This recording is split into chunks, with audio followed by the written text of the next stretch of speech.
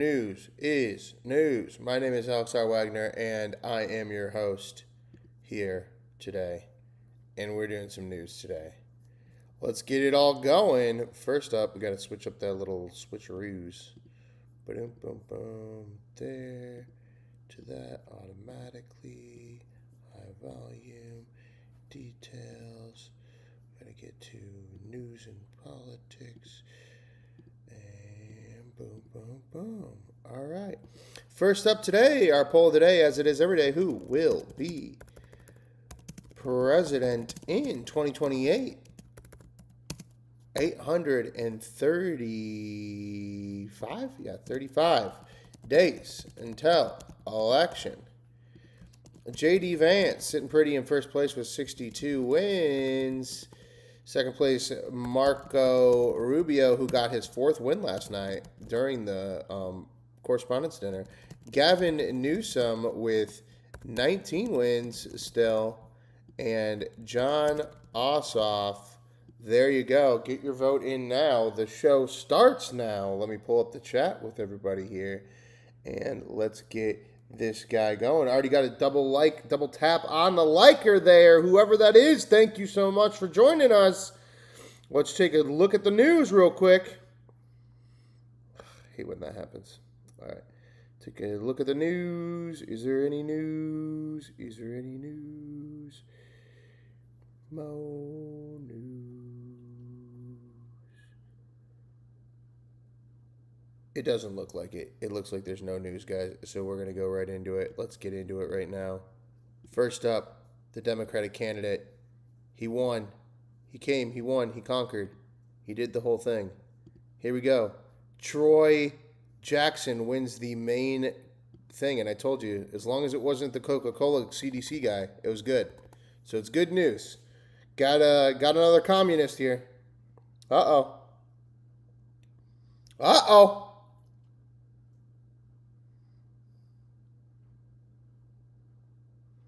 Oh, shit. I'm sorry, guys. I realized that God damn it. I hate when that happens. It freezes on the screen capture, and then it doesn't re-upload it. Second. There we go. And there we go. Boom. Volunteers and the organizers Get at it. built this campaign. Same shit, different day. Absolutely. My family that I can't, thank enough. The people of the St. John Valley and Mercer County, and everyone who stood beside me through every fight, every step, every misstep. And thank you to every candidate who stepped forward during an extraordinary moment for the party. I spoke. Yeah.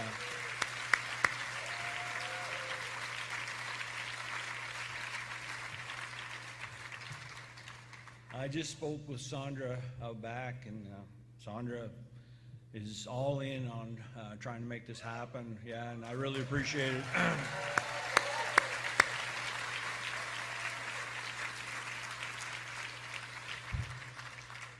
So outside of my family, my immediate family, because all of you are my family,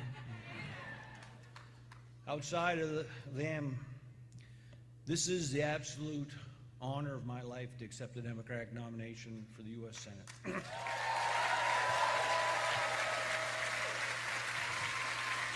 I'm happy. I'm happy with this one. As long as it's not the Coca-Cola CDC guy, I'm happy. That was the DNC show.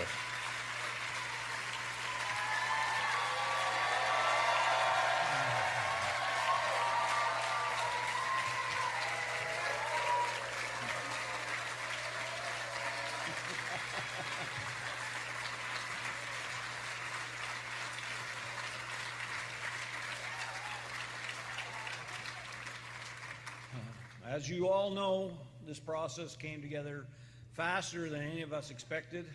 Again, the Democratic Party, Charlie, the whole staff, Devin, incredible work. But, yeah. It's in the clap before. But this is important. The movement represented in this room did not just begin 2 weeks ago. Whether you supported me from the beginning supported another candidate, or are still deciding what you think of this fifth-generation logger from Allagash. It seems normal. Depends on who you ask. But seriously, I know, I've always known this, that your trust has to be earned. And so I want you to hear this directly from me. There is a place in this campaign for all of you. There is work for you in this movement. And I will spend every day, now through November, earning that trust. Because today, we turn the page. Today, this becomes a general election campaign, and today, we begin the work of defeating Susan Collins in November.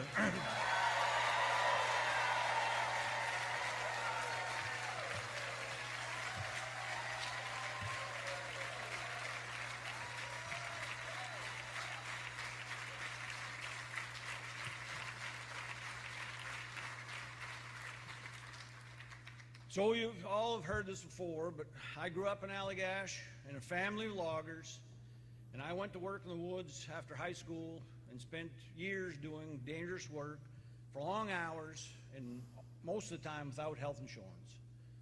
And again, everyone that's in that profession. This is a real one. Man, I think he's going to get Susan Collins, guys. We did follow the rules.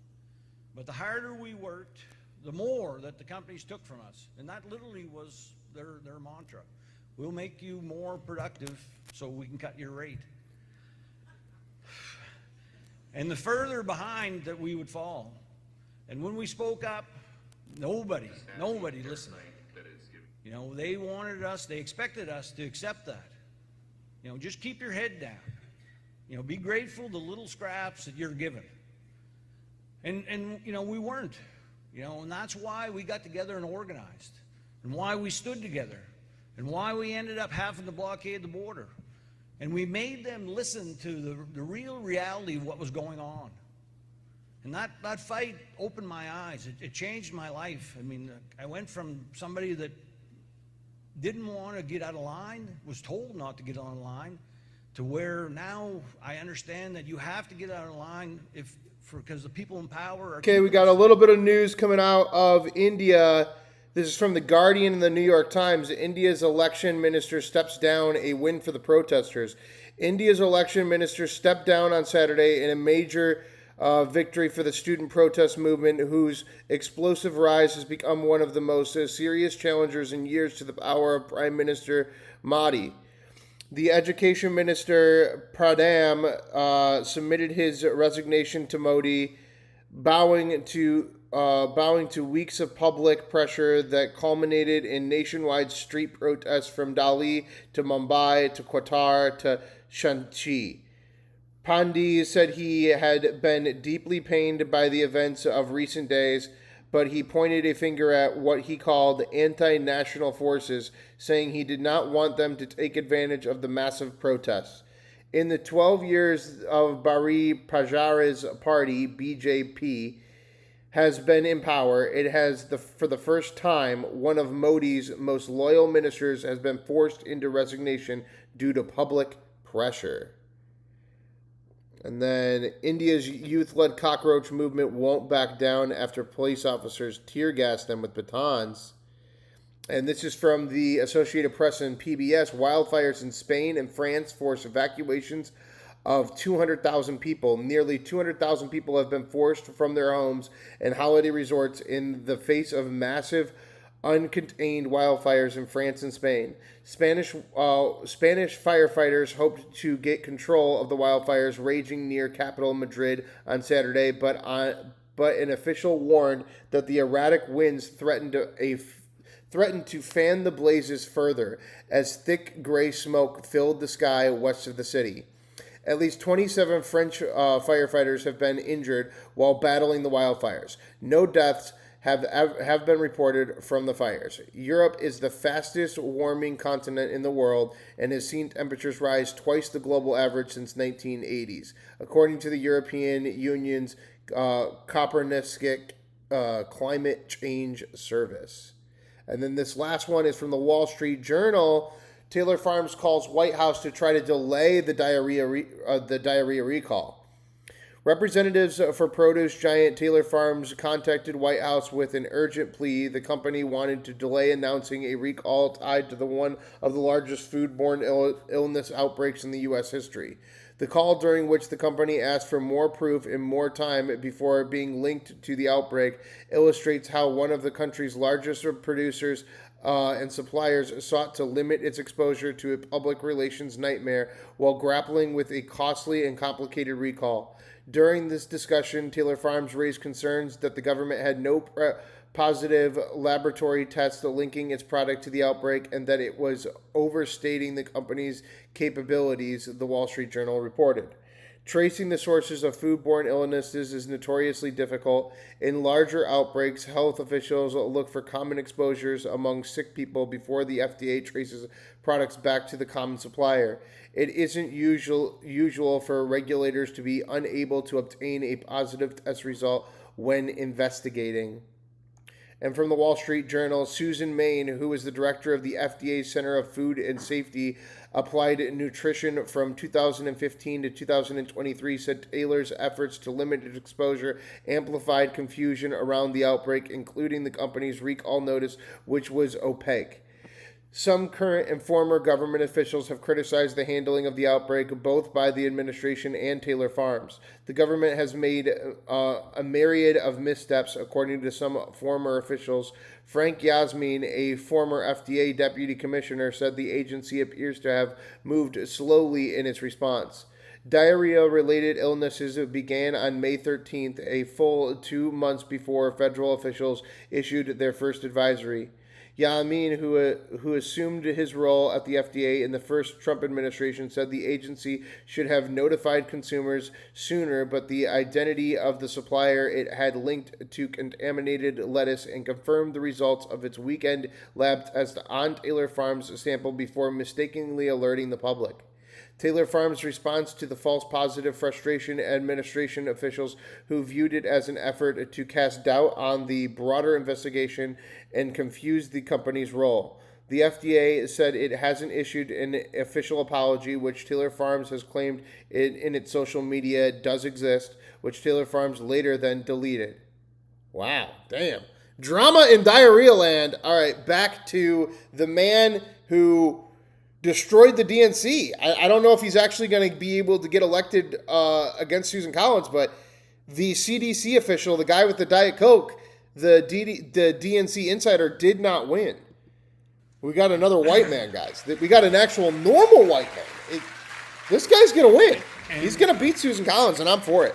Vote for this guy, please. It really did teach me that working people, despite all of our challenges, are not powerless.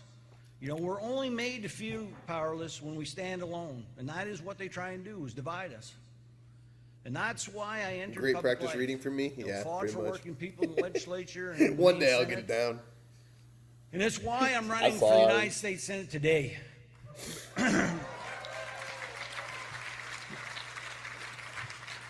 Because the same thing that happened to us as loggers that I work beside is happening all across the state and all across this country to working people. You know, working people are in their sights all the time. You know, people are doing everything they can right and still cannot get ahead. They're working 2 or 3 jobs to survive. And this is important too. Something I've tried to I know I'm a shitty radio guy. couple months, and something you can roast me. I don't know if I can actually articulate, but I'm hoping that my fumbling, bumbling, Nick Shirley style of reading the news gets you to realize that I'm just an authentic person that's not here with an agenda, at least. losing what little time we have with our families. You can do popcorn reading time next. Each take turn. You know, Fuck, man. I spend all my time trying to catch up for life. On level of retard to Nick Shirley, where am I at? Where am I at, guys? Full retard, Nick Shirley. I'm trying to get to at least Nick Shirley, all right? Lost with my kids. And I see it, you know, with people everywhere. You know, they've made it so hard that we're always chasing something to try and put it all together, and our families suffer. You They always do. And he's gonna cry. Trying to fight for the thing. Yeah, like this is genuine. This is fucking cool, man. Vote for this man. I hope he gets it. I really do. They're fighting the real one. They didn't do the CDC guy. The fact that Shaw didn't win this thing shows that the DNC is willing to, or it was too big to fail. Something like this might be a grass movement that's too big to fail. But nobody expected this guy, and here he is. Because, this economy is not just about taking our money, and I really believe this. It is about taking pieces of our lives away from us. They're watching the price of groceries climb while food companies report record profits. Facts. Y'all see you see the eggs and stuff rise, guys? Because I'll tell you, I went to the grocery store, and my eggs went up 60 cents just because it was salmonella outbreak. Now my eggs cost me $6 a carton.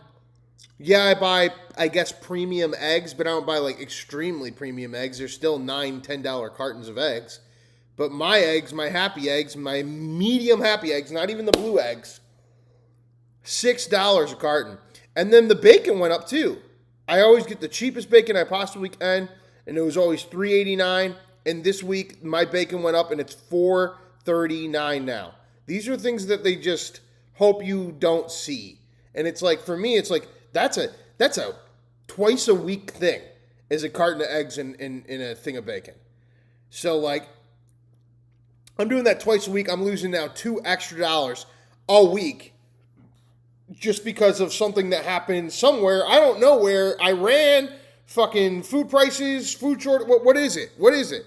What made the Austin, Texas price of my specific eggs at HEB and my specific HEB cheap-ass bacon go up by 75 cents a piece, turning it into a $3 to $4 average expense per week increase for me in just my breakfast groceries? And if those two things are foundationally increasing like that, I can only expect that everything else that I'm buying at the grocery store probably rose by 20 or 30 cents and I just didn't notice. Canceling checkups, and seriously, cheaper to buy and raise chickens. At this point, my guy, that they don't get sick because they can't afford another damn bill.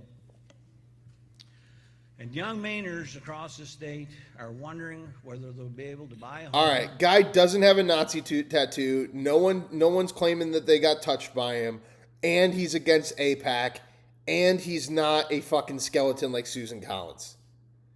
This is the Democrat we've all been asking for. We've all been asking for it. Where they lived. Has it finally arrived? Is the grift over? Ridiculous, but old Remainers are wondering whether their retirement that they worked their entire lives for will still be there for them. And rural communities are watching their jobs, their schools, and their hospitals disappear, and it's affecting the urban areas also. And Susan Collins. And he's not boring either. He's not super entertaining, but you don't want him to be super entertaining because when it's super this is fine gif, exactly. Fine. This is fine gif. Honestly, at this point though, it's like, yeah, this is fine. And they hello, comrades. Welcome to Gun Cohen. We know it isn't. We all have eyes. We can see what's happening. We can see our paychecks and the bills that we have. And we know that we are getting screwed. And we also know who's to blame. And I'm running to change that. See how he does it, though? And we also know who's to blame at the end. Like, he's just kind of pointing the finger vaguely over at all of Congress. Pointing the finger vaguely over at the entire executive branch.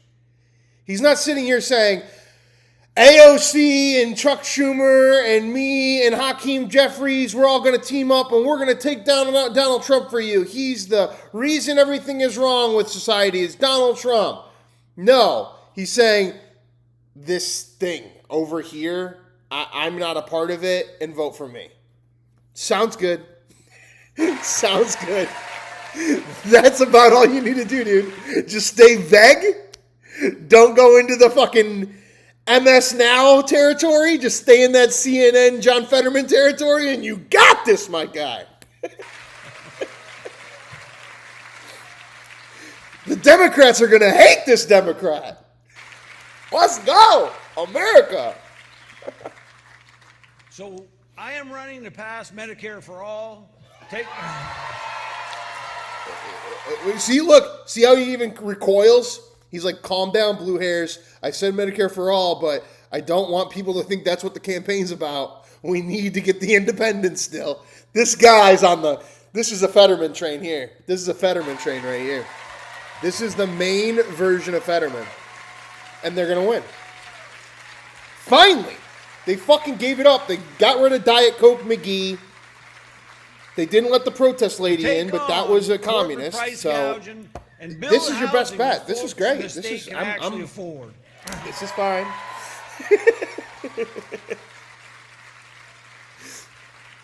And I'm running to protect Social Security and Medicare. They're not going to touch that.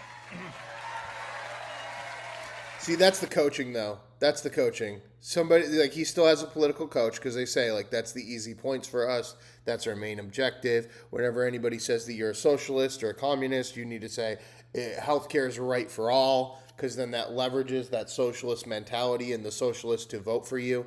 But he's not going to sit. He's been up here for 10 minutes now, and he hasn't said Donald Trump's name once. You got my vote! That's all you needed to do, my guy. It's not that hard, people. Just don't be TDS, and you got me. And you against a skeleton? Susan Collins, the walking skeleton? Hell yeah. Hell yeah. And he doesn't have a Nazi tattoo. He's not saying he hates Trump. I mean, Graham Platter even said he hates Trump. To restore abortion rights nationwide. Uh-oh, calm down, calm down, calm down, calm down, calm down, calm down, calm down. You're walking a thin line right now, my guy. I'm going to stand shoulder to shoulder with our LGBTQ Mainers. You know what? It feels like Fetterman. It feels like LGBTQ is not going to like you very soon, but take their vote while you got it. And stand up to Donald Trump and ICE when they attack our workers. They got to do that because of the shooting and the protest in Maine. And threaten the freedoms. And that's how he gets the lobby of the communist lady and all for people. They're at the delegation. But notice how he did it. He didn't spend the time on Donald Trump. He didn't say, Donald Trump is ruining our country, and I'm here to fucking fix it, and Donald Trump and Donald Trump and Donald Trump. No, he just went, and the gays, I got your back with the Donald Trump ICE thing. Yo, bye. It's exactly what I want from a Democrat. Gays, I got you. ICE, I got you. Donald Trump, I hate him. You're right. Got it. Anyway, on to the next venture. It's like, I understand you're on that side, but don't waste all the time grifting. Thank you. Thank you for not wasting all the time grifting. You're identifying who you are, and he's feeling more and more like a Fetterman, to be honest. That is that's what all of us here in Maine deserves from the next United States Senator.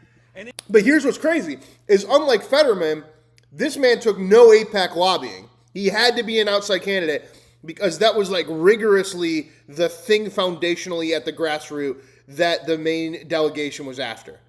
Was, do we take somebody that has APAC money, Shaw, the CDC official that's talking this Diet Coke story, or do we take the communist white lady protester who's out in the streets, who has a clean record, who is out there with the ICE protesters and stuff? Instead, they're like, we can't take the communist protester white lady. She's too risky. It's easy for Fox News, but we can turn this guy into an anti-APAC John Fetterman. And if that's what this guy ends up being, it's just a little bit more woke version of Fetterman, where he just doesn't lobby for Israel, but he does the same kind of Fetterman shit where he's like, okay, well, fuck off.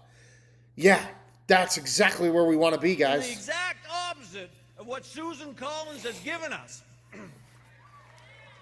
Susan Collins promised she would only serve 2 terms. Hey. She made that promise in the fall of 1996. And that same fall, that's a good one. And I were watching work dry up in the logging industry. Oh my God. And by the And next the log, and we were watching work dry up in the logging industry. The narrative is there for this guy. I hope he gets it. we had to New sell fresh what we faces. had to get out from under the dead. And like many people, I was just trying to figure out how to keep taking care of my family. 30 years later, Susan Collins is still in Washington. That's what's crazy. We were talking about this with Chuck Grassley yesterday. Chuck Grassley shook hands with Eisenhower as a fucking congressman. He's still there. We got to get rid of these guys. Question. Who has she served? She has served Donald Trump. She No, voted with him served herself. 96% of the time. Served herself. She She also helped voted deliver against him. Enormous tax breaks to the not- corporations come on, and the come wealthy on. our backs. Get back in your lane. She voted to confirm Kavanaugh and Gorsuch. The Supreme Court justices who overturned Roe versus Wade. She has served the billionaires and corporations that fund her campaign. He is a grifter. And they've spent millions to keep her in Washington. Nothing's In wrong with the return, number. Just don't associate She it voted to for political historic candidates. Tax breaks for the people at the top, while working man families are left paying Because the bill. insinuation after Comey is And when enough for Mainers me needed to her not the want to most, deal with it. The most. Post She Charlie has Kirk. served herself. Serious thing for me, bro. Collins is now worth millions, and she still refuses to support a ban on members of Congress trading stocks. I mean, that is the ultimate. Susan Collins and I both come from Aroostook County.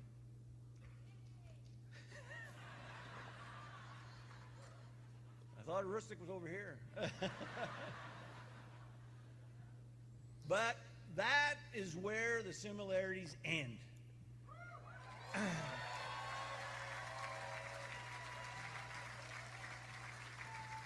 Because I've always known, I know now, I'll know tomorrow exactly who I work for. After 30 years in Washington, she definitely seems that she's forgotten.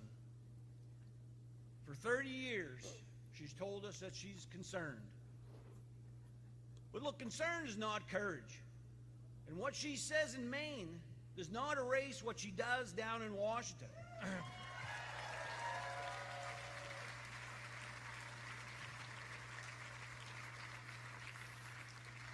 So one way or the other, this November, she will answer to the people of Maine. One way or another. What does that mean? Because this election is not going to be decided by corporate PACs, big pharma, insurance companies, or the billionaires funding Susan Collins. It will be decided in union halls and at kitchen tables. I just don't trust it. I don't trust that you're not actually taking the money somehow. It's going to be decided out on those front porches in conversations between neighbors and communities that have been ignored or taken for granted for far too long. And it will be decided by people that have never volunteered for a campaign before.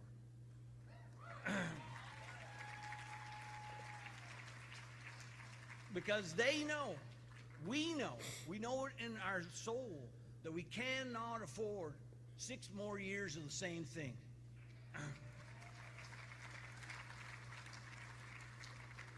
And that's how we, together, we will win this. You know, person by person, town by town, county by county. You know, we will welcome I don't really have a problem with him. You know what this reminds me of? The movie Odyssey. It's like, yes, it's woke, but I don't have a problem with him. You know? He's very Odyssey. He's the Odyssey version of a Democrat. He's rolling up his sleeves, playing a little ball. Every issue. Because this movement is not from the left. He's like Randy Orton. You know what I mean? Like you love to hate Triple H more than you love to hate Randy Orton. But, you know, Randy Orton's okay. It is not from the right. It's from the bottom. And we are rising. I don't contribute anything. Well, you can leave the channel. Rage bait! Roar! What's the point of commentary? Political commentary. We all hate the guy on top. Then go watch it on MS Now. Yo, what?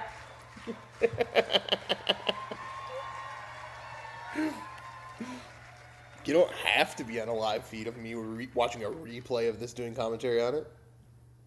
Susan wants us to believe that she is unbeatable.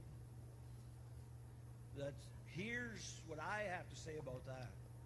All right, if I had no commentary, then why do you give a shit? Life, many of you being told that people like us are not supposed to have power. You know, they Bro's like the worst troll of all time. Could not take on the companies exploiting us. But we did. And they said a guy from Allagash could never lead the Maine Senate or stand up to the special interests. But I did.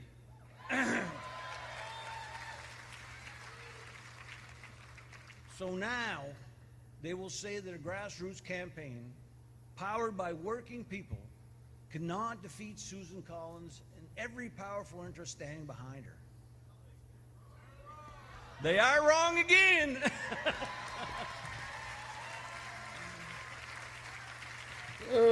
Because we can together, shoulder to shoulder, we can defeat Susan Collins, and we can take back that Senate seat.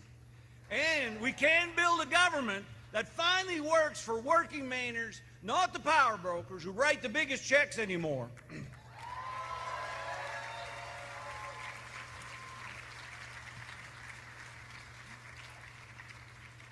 But look, there's never been a campaign that I won on my own. And this one, I can't. Calling the Odyssey woke is, bro. All right. Cannot do it just alone. go away. Because this campaign, honestly, belongs to all of us. People really love to like entertain with hate, don't they? They just like to be like annoyed. There has to be a change in our government. I got in like a back and forth with a Twitter troll over like saying that Elon Musk is a retard for saying people like him just because he has 500 million followers. Followers doesn't mean they like you. I have almost 22,000 subscribers on YouTube. 80% of these people are too retarded to even understand what the fuck I'm doing. So if you've ever been ignored, underestimated, Escape from New York doesn't sound far-fetched. Or told that you have to wait your turn. What is the definition of woke? Well, I don't even know anymore, my guy. I'm asking you. I think I'm woke because I'm like, okay, so the black ladies in the white movie, like, I don't care. And so, like, now I'm like, what? Am I woke now? Am I woke now? Is Nick Fuentes and Asmongold, who are both defending the Odyssey as well, woke now? Like, what fucking bridge do we have to gap here? It's crazy. Us in this campaign. That's what I'm saying about this guy, is he's not woke, but he's woke enough. He's woke enough for the LGBTQs, but he's not pissing me off enough that I won't vote for him. Which is, perfect what you need. That's what you need. If you believe in your heart that health care is a right, I don't think anyone knows. Not anymore. It's so undefined. It has so many levels. It used to be much easier. And if you believe that workers deserve... You know what it used to be? It literally used to be, do you call it the R word or do you say retard? That was it. That was it. Now we got so many levels of, I don't even know what... Power. If you're not saying the N word, you're woke. I don't know. And if you believe our freedoms are worth defending, stand with us. Stand with us. And if you believe that Maine deserves a senator who will fight like hell for working class people, well, stand with us.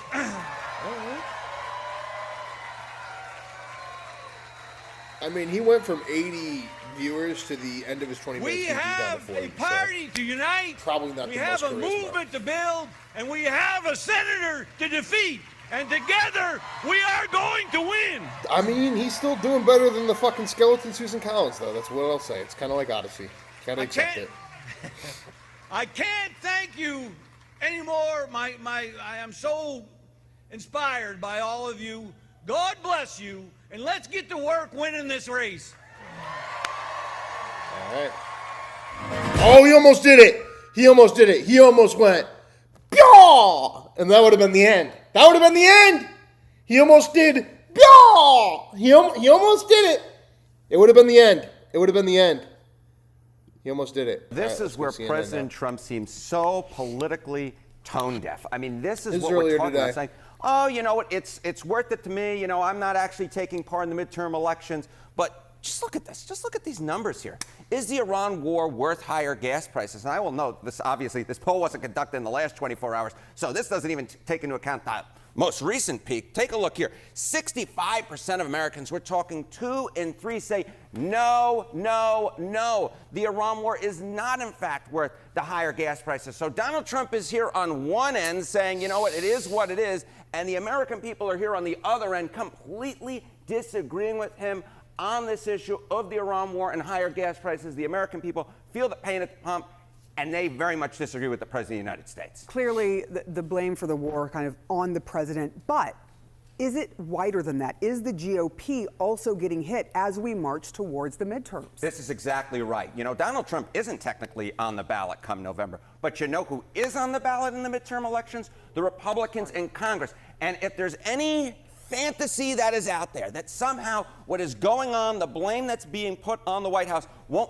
funnel its way down ballot, well, I'm here to extinguish that false belief. Because just take a look here. Okay, and again, this is before the most recent uptick in the gas prices. Blame which party for higher gas prices during the war? Blame the Democrats? Just 27% blame the Democrats.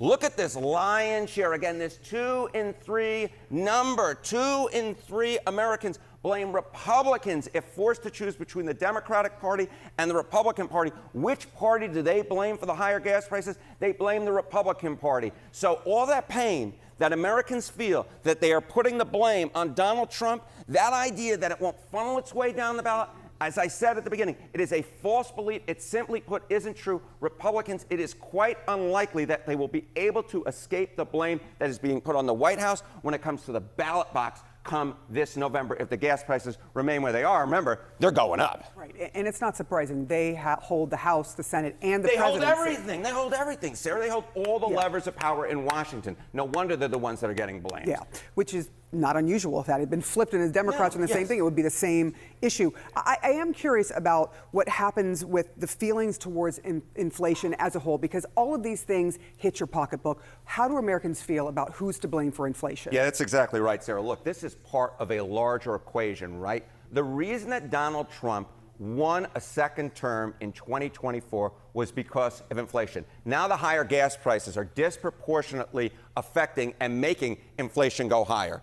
And just take a look. This is just nutter butter. This is movement that kills parties, that kills their electoral aspirations. Trusted more on inflation. You go back to October of 2024. The reason Donald Trump won that second term in the White House was because he was more trusted on inflation by 6 points over Kamala Harris. The number one issue. Yeah, the cost of living, inflation, is still the number one issue when it comes to Americans. But who do they trust now more when it comes to inflation? Look at this in the cost of living.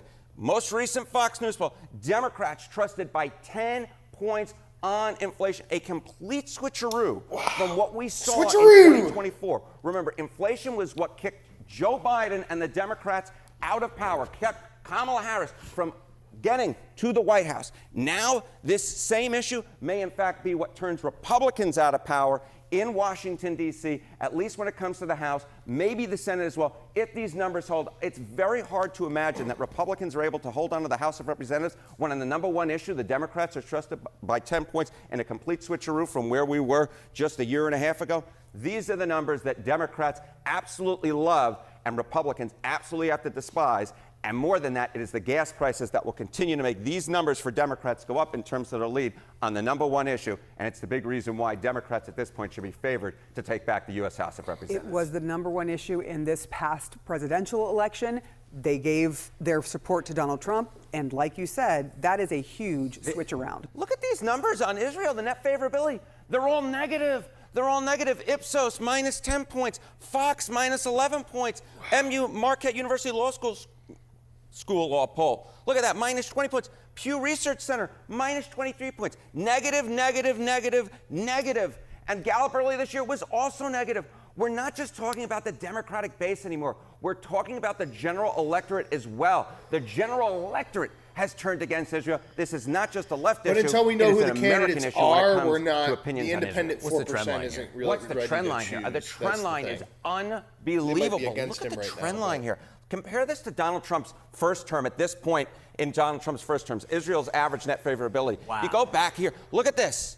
It was plus 51 points. Wow, Johnny says. Wow, Johnny says, because this is wow. Plus 51. It's minus 16 points in the average poll now. That is what, a 67-point shift against Israel in just 8 years. Israel used to be a consensus issue in American politics, and that was a pro-Israeli position. Now the consensus has actually shifted, and now when it comes to general electorate, it is a minus. Israel is now Who would have thought that opening up the floodgates to the free speech of the internet would really just destroy the entire Israel lobby?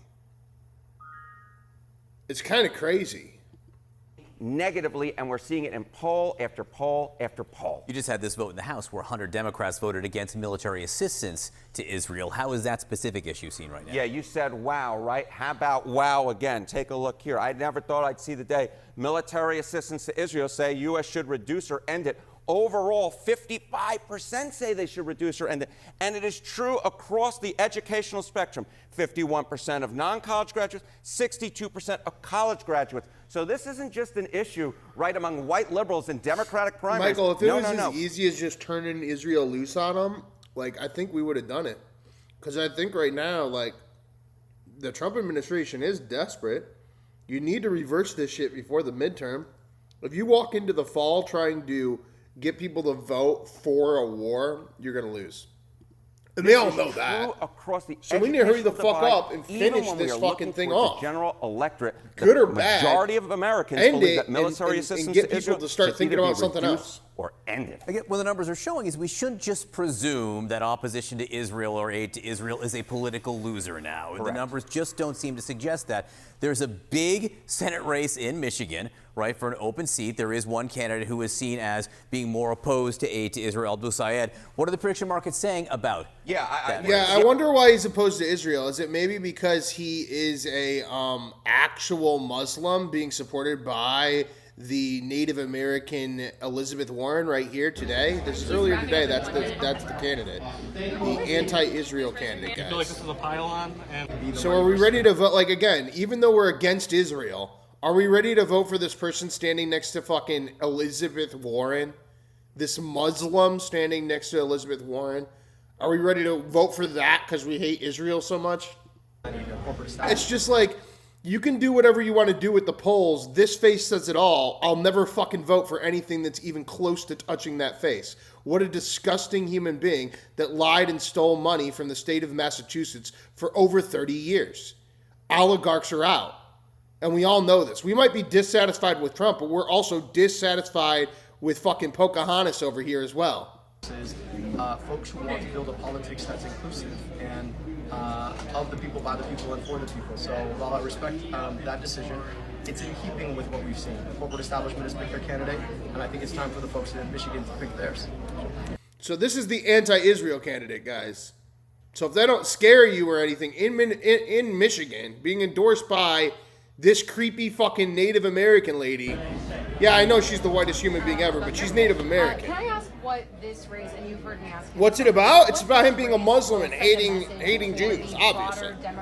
First thing that comes up on CNN, there's an anti-APAC what candidate. the North Star is for Democrats.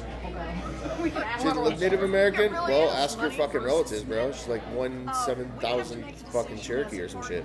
Are we just here for a handful of people who've got the big bucks and can fly in and drop?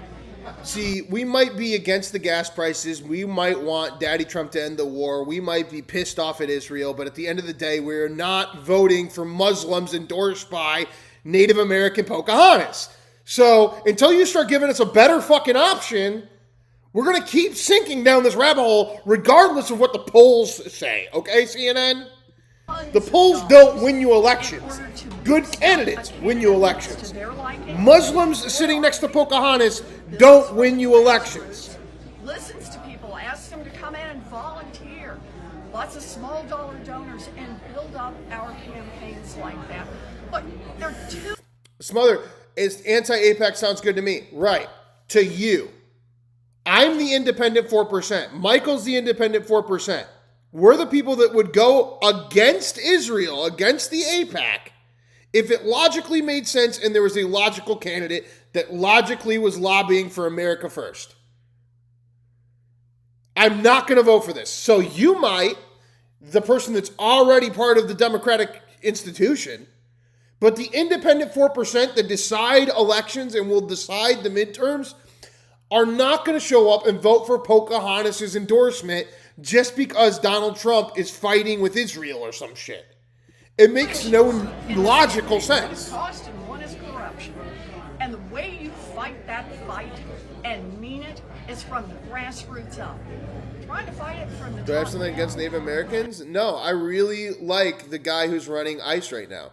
You know, our Homeland, now that you mention it, our Homeland Secretary, he is way more of a Native American than this lady.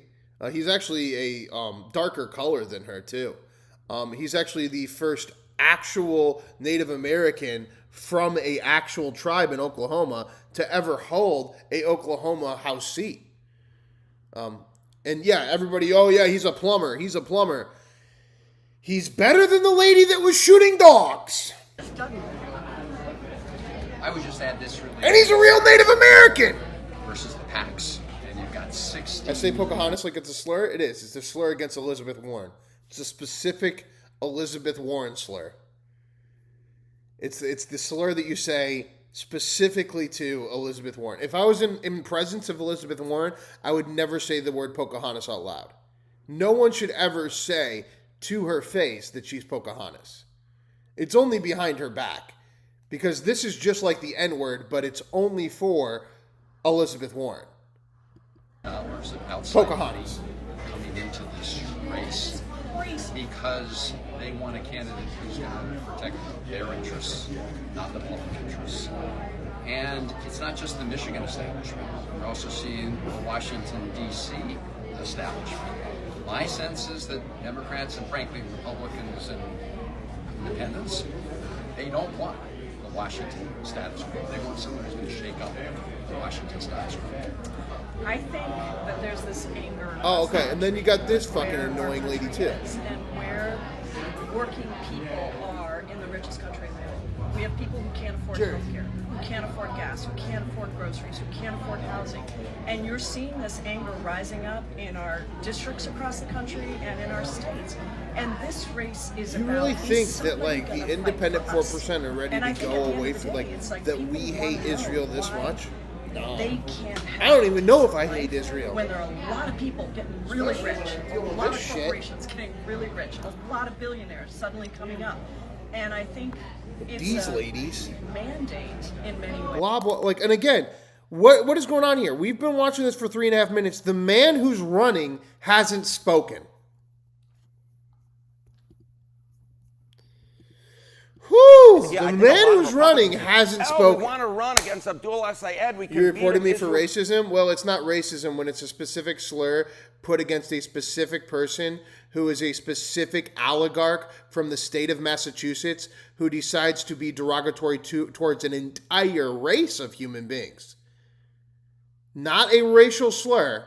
It is a slur against Elizabeth Warren. So when the human checks this from YouTube, because I'm a YouTube partner of 18 years, and obviously, you know, you said you reported me, so if you really did, and it really did flag, and it does actually not get caught, and they don't just go, this person's crazy, they flag everybody.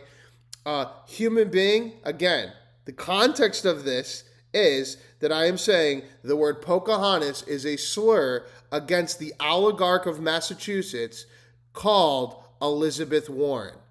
I'm using it specifically derogatorily against her because she has chosen to be racist against all Native American people in the United States. One of the reasons, you know, he's too Reporting far the out of the reporter. mainstream. Thank Take you. a look at the counter prediction markets. Chance to win the Michigan Senate race. Look at this. El Sayed as the lone candidate, 59% chance, the majority chance of winning that. And of course, this side still includes, he still has to beat Haley Stevens in Democratic primary. She's at 14%. Mike Rogers, the Republican, at 32% chance. It's okay, so guys. the idea I'm necessarily pretty that sure Abdul I'm Sayed safe. is unelectable, completely Come false, report because me. the bottom line I'm a is racist. this. Israel as an issue is not the cudgel that I Ain't think my first that rodeo. a lot of Republicans believe they can use in order to beat Abdul Sayed or these other anti-Israel, or at least wanting to reduce aid to Israel candidates. 2028 New Hampshire GOP primary polls. You go back to February, the Vice President of the United States, J.D. Vance, was absolutely crushing Marco Rubio. Okay, well, I don't know that that proves anything. It's Vance versus Rubio. You're not putting Vance up against Newsom. You're saying Vance had 53% versus Rubio 7%. You're saying that it's fractured now because Rubio has 26%. I don't know that Rubio's like a fractured version of MAGA. A lot of people that are against MAGA are against Rubio as well now. Yo, look at that. I know the media wants Rubio over Vance, but 3% the first choice. Marco Rubio was just down at 7%. Look at this race now, though. What was a 45-point margin or so, or 46-point margin, has now become just. And this is the University of New Hampshire doing a poll. This is, versus the $54 million put up on Kelce. 10-point margin. Woof, that is a closing of well over 30 points. Now Vance is at 36%, dropping like a rock. And look at Marco Rubio. Up there, climbing up to Mount Washington, up to 26%. What wasn't a race in February has become very much a race right now, with the Secretary of State very much closing the gap between him and the Vice President. In last place. This is February of this year? This is February of 2026. Might be wishful thinking, guys. Yes, it is February Rubio's got of this year. 50%. Rubio's got less votes today than John Ossoff has. Rubio 15%, John Ossoff 25%, Gavin Newsom 26%, J.D. Vance 34%. People are starting to see the John Ossoff condemning the white supremacist stuff, and they're starting to like him over Gavin. But again, Rubio is the media darling. Rubio is the hope that they can destroy MAGA. If you're team media, you're team Rubio, basically. 6 months' time, Team Insider, Marco Team Rubio Rhino, has Team absolutely Corporate. climbed out of the cellar, right behind the Vice He'd be President. great, and though. as I like Johnny him B as a was speaker. pointing out to me in the break. And I think that's what people in the media like as well. This is happening when J.D. Vance is making one of the biggest pushes of his vice presidency in terms of PR. It doesn't seem to be working in the Granite State. All right, put this Were in you some. just complaining about small sample size polls? No, I think that all polls are retarded, and I think that our poll is the most accurate poll because you only have one YouTube account or one Gmail account attached to one IP address per vote inside of here. We register and lock all votes every single day in our show. We've been doing this since the day that the Iran war started, and we will go all the way until Election Day. We leverage the top 4 vote getters for our opening of our poll for our first hour, based entirely on the money line on Kelce, which is Americans able to bet on the election and where they want to place their money. Those 4 vote getters get the vote every single day, and the top 2 go on to the second hour. Then after that second hour, if we go for a third hour, then we add a third-party candidate in, a monkey wrench, so to speak. So far, that's the result so far.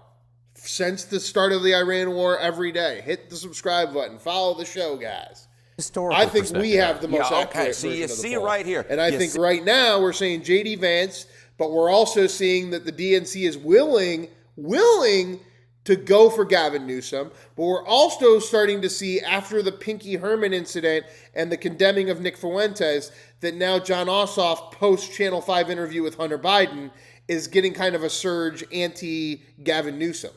A 10-point gap, right, between Rubio and Vance. Well, I wanted to look back in prior years to understand where we're Sanders sitting only got VPs who 8% eventually in ran. that How third big were their party leads in New Hampshire in the early primary polls, and compare that to Vance. So these are VP leads, early New Hampshire primary polls. Vance is up 10 points, as I mentioned. Al Gore was up 40 points at this point, and he barely won in New Hampshire, right? He barely won over Bill Bradley. How about George Herbert Walker Bush? He was up 26 points in the early primary polls, and of course, he had to come back and win New Hampshire after losing the Iowa caucuses. So this lead is historically small. You would expect a VP to be much more up in the early polls in New Hampshire, especially with a popular president within their own party. But that is not the case right now with J.D. Vance. He has a historically small lead for a VP. But looking at our poll today, and the fact that Ossoff was doing a lot of condemning Nick Fuentes yesterday. He went on like a whole press tour in Georgia yesterday. 2 days ago, Donald Trump calls him Pinky Herman. Then Jimmy Fallon makes fun of Donald Trump for calling him Pinky Herman instead of Pee Wee Herman. And then on Friday, he does like a whole press tour for APAC condemning Nick Fuentes the day that Channel 5 releases the Hunter Biden Nick Fuentes interview. And now today in our vote, he's got 24% to Gavin Newsom's 27%, which is the first time I've ever seen that many votes for Ossoff. It shows you how like that institution over like the last 6 months breeds their candidates. Probably candides. the best polling and they're data starting that to open Marco him up. Rubio's received, and probably This the week, worst polling data that finally JD got it Vance open. has received ahead of 2028. But he's very so much far. like Very a quickly, what are the prediction markets saying? What are the prediction pro-Israel, markets saying? Well, this is Democrat. part of a national picture. J.D. Vance was way up in January, chance to be the Republican nominee, 49% to 11%. But now look at the Calshi prediction markets. They're again much closer now. Marco Rubio not just surging in New Hampshire, he's also seems to be surging nationally when it comes to his chances to be the Republican nominee. J.D. Vance's 2028 bid looks to be a little bit of thin ice at this point. I feel like I'm in bizarro world, okay? Because the definition of insanity is to keep doing the same thing over and over again and hope for a different result. And that is just simply put not been the case with President Trump in terms of the train has left the station and the American people have spoken. They hate these new tariffs. U.S. on new tariffs on imported goods. You know, you go back to November of 2024. Look, you're just making shit go up and then they right fuck after us Donald over Trump's anyway. election. Look what they did with the first ones. Who ended up paying for those? We did. Because we had to give the money back to Amazon and back to Walmart because they sued the federal government. And then the federal government had to come up with a bunch of funds because the Supreme Court fucked us over. Now we're going to do it all over again? If the Supreme Court fucks us over again, Walmart wins. So yeah, I'm against the fucking tariffs. Stop doing it. The only people that win in this are Walmart. But then we entered the real Don't world in fucking tariffs, and Americans spam. saw the effects One-time of them. comment what only, happened guys, to the opposition to new tariffs?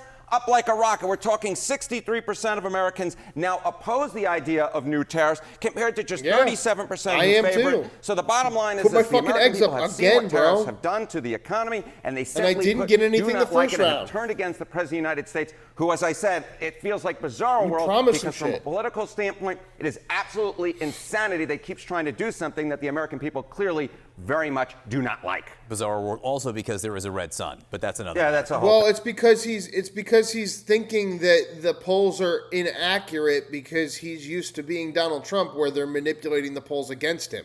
But we're living in the post-Donald Trump era now. Donald Trump can't run for election anymore, so they're no longer trying to manipulate these polls against him. These polls are trying to explain to him what the fuck is going on, and he's dismissing them as though they're attacks on him. All right. The president's That's what I approval think's rating, happening. how has it been? Or how And it's kind of has their it fault, sort 'cause of they were doing that for mirrored 6 years. the tariff situation? Yeah, exactly right. I mean, the tariffs were what set Donald Trump off on a pathway to nowhere, on a pathway to a presidency that is a dead end. Take a look at this. Trump's negative net approval rating. Every single poll since March 29, 2025, that is over a year ago, in fact, days in a row, it's 482 days in which every single poll that meets CNN standards for publication, Donald Trump has had a negative net approval rating. Well, what happened right around March 29, 2025?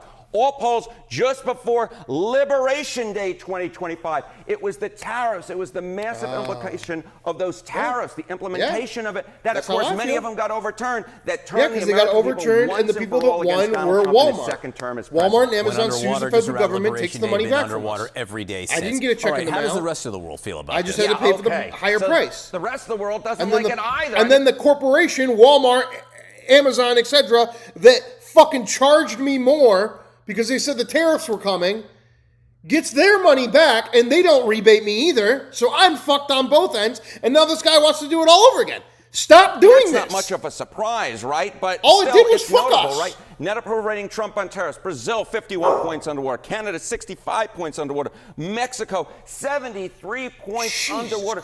Trump has been underwater so long on tariffs, both here and abroad, that the bottom line is this. It's almost like he is the Little Mermaid. He just doesn't even come up for air anymore. And this could have a political impact.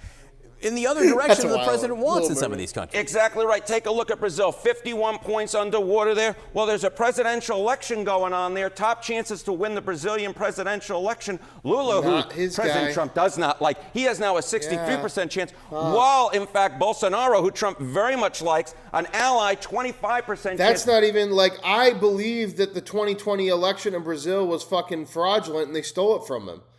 But now it's too big to fail in the Democrats' favor. What the fuck? Like, internationally, Brazil is too big to fail in the Democrats' favor. What the fuck? Donald Trump is killing his allies with these tariffs. Why God, is bro, this he Ossoff needs to American? back That off. is See, this is the because thing. The Ossoff America, they're trying to make him the thing. They're trying to make him the thing, guys. This is so crazy. 29% to 23% today. This is the first time that Ossoff has ever been even above single digits. He's been the number 4 candidate on our poll for a good 40 or 50 days. This is the first time. And it's the day after he does an entire press tour in Georgia condemning neo-Nazi Nick Fuentes, the day that the Channel 5 Hunter Biden interview goes out.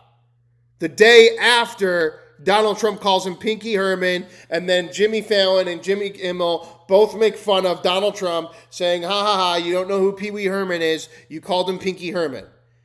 This man has blown up in a matter of 2 days, specifically endorsed by the entire apparatus of the mainstream media, aka the Jewish media. Guys, what presently we call the big APAC, support Israel, Jewish media, big boomer media, they're making this guy happen. They're creating this man right now. Ossoff, And it's Atlanta. working That's for what we're them. talking about when you're looking. And they're doing it, what's weird is they're doing it against Newsom. They're pushing against Newsom and AOC to get this guy on the spot. The Jewish lobby is doing this guy. Guys, like, it's so crazy. Donald Trump is pro-Israel APAC. Okay, so if you want the war in the Middle East and you don't like Israel, you don't like APAC, you don't like them involved in America, Donald Trump and the Republicans are saying communism. Communism's the bad guy. Communism is Gavin Newsom and AOC. And communism, Gavin Newsom and AOC are inherently anti-Israel. This guy is an APAC funder.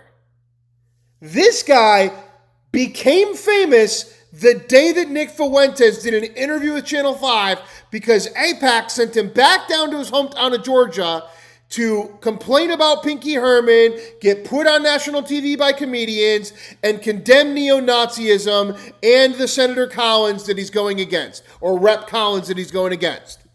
This is weirdly orchestrated. Chance to be the 2028 Democratic nominee. Right. Look at Ossoff in our poll today, guys, at 25 out of 28%. Never before seen. Ossoff's at 5 January 1st. What is going on here? Ossoff is the only one of the three that took APAC money specifically. Newsom and AOC, like them, hate them, communist. They're not for Israel. And this guy has taken the money.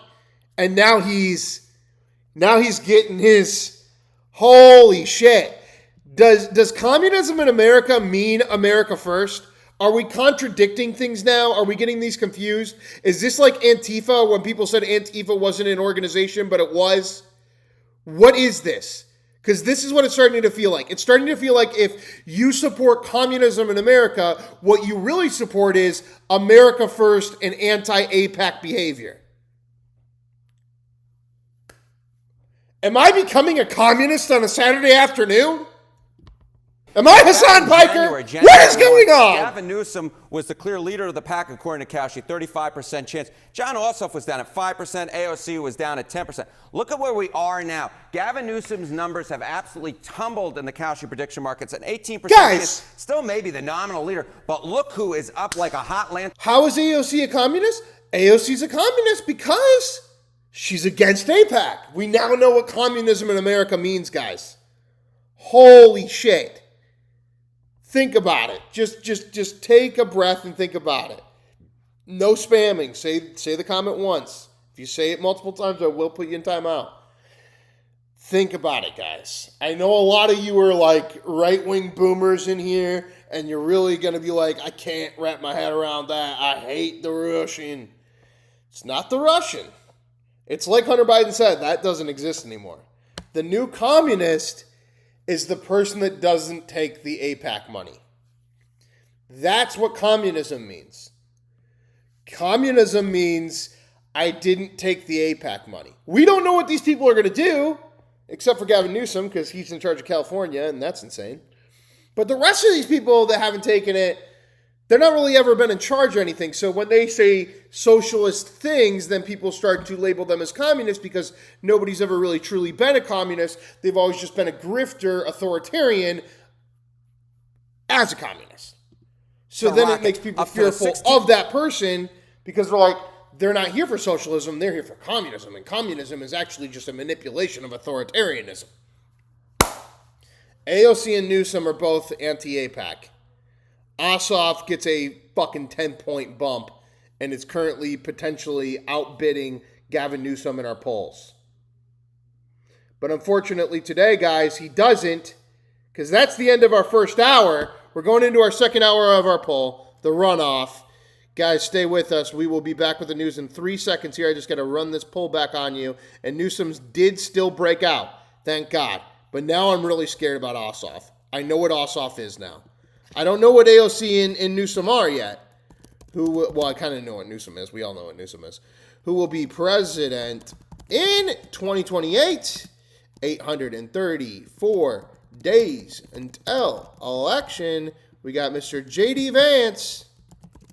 Maybe that's why people keep voting for J.D. Vance. They're just scared of like what the possibility could be. J.D. Vance with 62 wins. Up against Gavin Newsom with 19 wins. But remember, J.D. Vance is a Palantir shill, while Gavin Newsom, anti-APAC. It's kind of crazy, right? All right, let's get back into it. Next hour of the news starts now. Get your poll in. 16% chance to be the 2028 Democrat nominee. Jon Ossoff, the senator from the great state of Georgia. AOC right behind him at 15%. But the real mover, at least in terms of looking forward at this very early look, is Jon Ossoff, tripling his chances from 5%, actually more than tripling, to up to 16% chance now. And there are other metrics too, right? There are other metrics. I am the only Alex Wagner. I am the Alex Wagner with an R in the middle of his name. I thought about like branding myself like an Alex Wagner, Rush Limbaugh, where I like just do like full Republican, and I'm like the R means Republican. The R actually stands for Roy, which is my grandfather's name. But and I'm not like I can't grift. I can't grift either way. I'm just not dumb enough to be able to just sell you guys stupid shit to retards. Like I'm fascinated with politics. Why that Jon Ossoff is climbing in the cash prediction market is there's a lot of interest in Jon Ossoff, not just in Georgia, but nationally. What are we looking at here? Well, take a look here. Google searches for Jon Ossoff up 300% versus last July. And who's paying for it? And who's paying for it? And who's paying for it? He's getting all this media coverage. And who's paying for it? Wake up, people. Wake up, people. AOC and Gavin Newsom are not your problem. Jon Ossoff and J.D. Vance, 2-page shills, are your problem.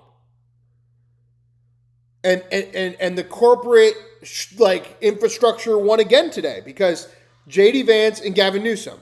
Well, actually, Gavin Newsom isn't bought and paid for. But we know that Gavin Newsom is because he's just a shill for anybody.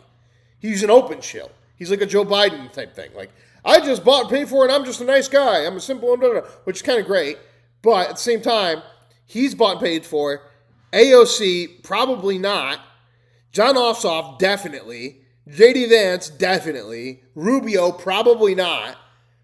The best bet for America right now would be AOC versus Rubio. That would be the thing that no one in corporate America wants right now.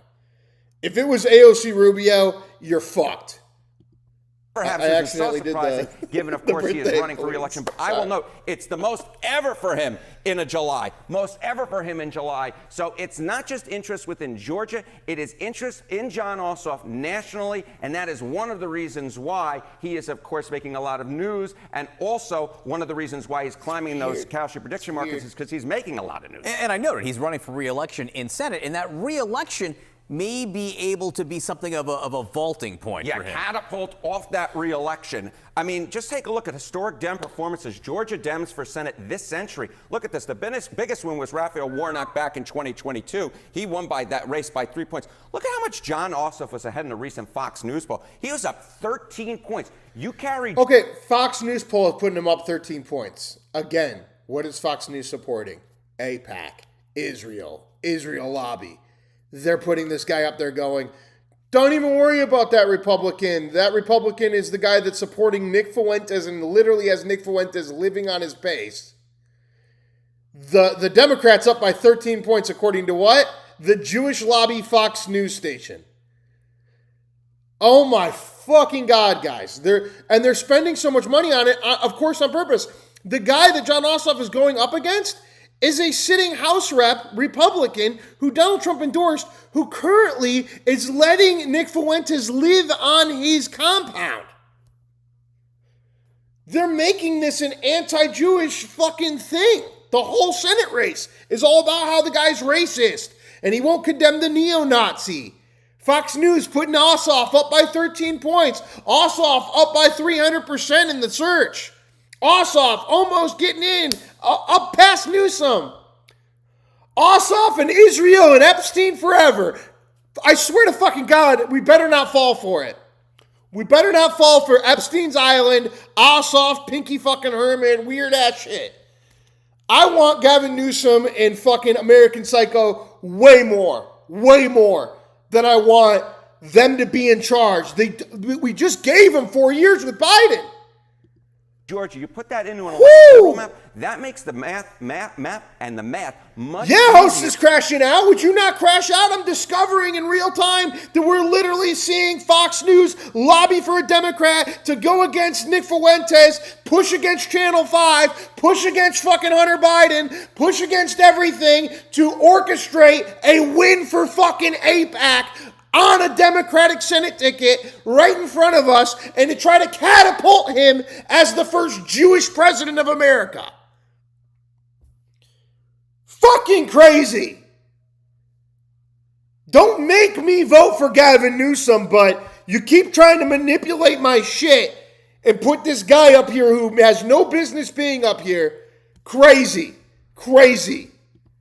If you're a Democratic candidate running for United States Senate, you show you can win in a swing state, and then, of course, you give those spiels that have been going all over social media, which is one of the reasons why his Google searches are so high. You say, he's just a trendy guy.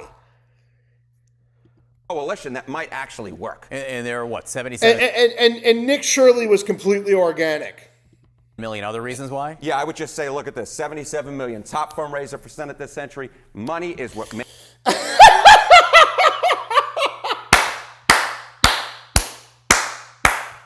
Show it at the end, CNN. Show it at the end, CNN. Fucking 1 year. 1 year. L host? No.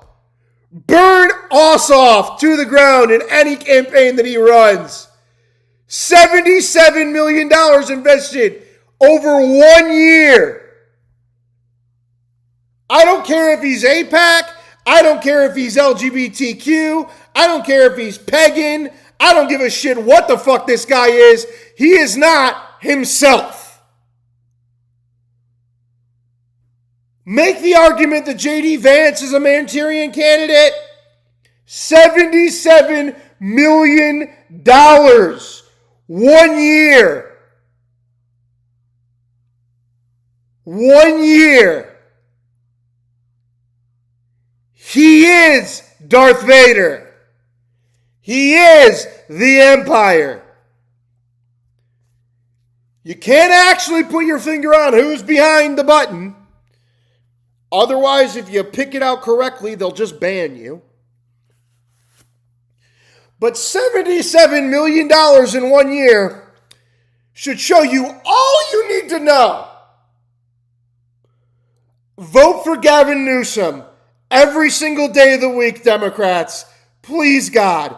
Please, God. Vote for AOC every day of the week, Democrats.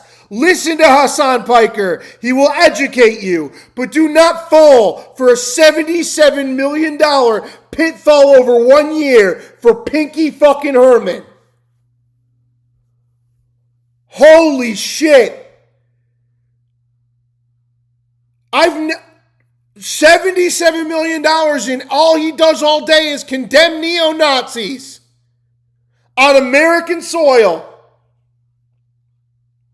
On American, as a sitting senator, $77 million fucking dollars. He's been here 4 years. Or 5, right? Because it's a 6-term limit. Yeah, so 2020, yeah. 6 years. In the last year, $77 million. Turn America into California. Let's fucking go. No way. No way to Pinky Herman. No way to whatever fucking death trap that is. If you don't see the poison right here in front of you, if you don't see the fucking mousetrap right here in front of you, they could give that money to Gavin Newsom. He wants it. He's asking for it. They're giving it to this guy. Makes me trust Gavin Newsom. Ah! Presidential bid go, and he's shown an ability to raise a lot of his top dollars this cycle. Crazy. All right, Fox News. Here we go. This is a special edition Calm down of a little Saturday bit. in America. I'm Molly Line, and we Back to the Jewish News Network. Let's go. start with breaking news in the Middle East. Tensions are running high this Yeah, morning that as war the that we're U.S. running or whatever. confirms it disabled another ship that tried to Fucking violate A. its blockade on ports in Iran. This comes as we get word President Trump is close to making a decision about conducting a massive attack on the country. Chief International Correspondent Steve Harrigan is live in Tel Aviv with the very latest. Hi, Steve. Molly, quiet in the skies after 13 straight nights of attacks by U.S. forces against Iranian military sites inside of Iran. No strikes overnight. Last night, I'm here in Tel Aviv from the Jewish News Network. I know there was a DNC convention today, and there's a lot going on in politics on the Democratic side, and Ossoff's up in 13 points in that. The 300. There's nothing you can do in that Georgia race. Got to just condemn that neo-Nazi. Anyway, I'm live from Tel Aviv on the Fox News station. Trump talking quite a bit in recent days about a possible massive attack against Iran, but the president making clear that all... Is anybody but a Jewish New Yorker watching Fox News anymore? Because it feels like they're just only for them at this point. Should we expect to see major strikes? Look, we're talking to them right now. I think they're getting more and more serious as the days go by, for maybe the obvious reason. But we are talking to them right now. Look, there are two ways. I consider that the smarter way, but the other is probably the easier way, doing what we're doing. And we can take that to a much higher level if we want to. You know, we're prepared to do that, as you know. We're locked and loaded. We're locked and loaded and ready to go. There was don't military want action this. in the Gulf of Oman, where, of course, the U.S. has a... It's yeah, the Jewish people in America are like, what, 2% of the population? They have their own news network. It's the largest news network of the three, and they're just like doing their own war over here, while the rest of us are like, how the fuck do we get out of this?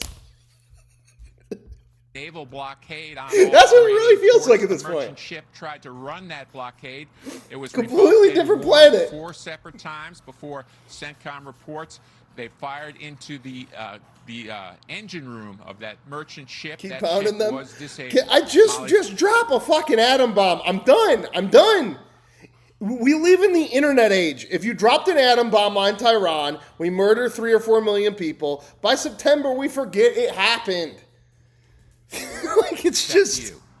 What are we doing? You reporting on the escalating tensions there in the Middle East, and for more on the war with Iran. It's almost like they got to just keep funding Fox News, so they're like, oh guys, today we dropped one grenade in the sand. Whoa.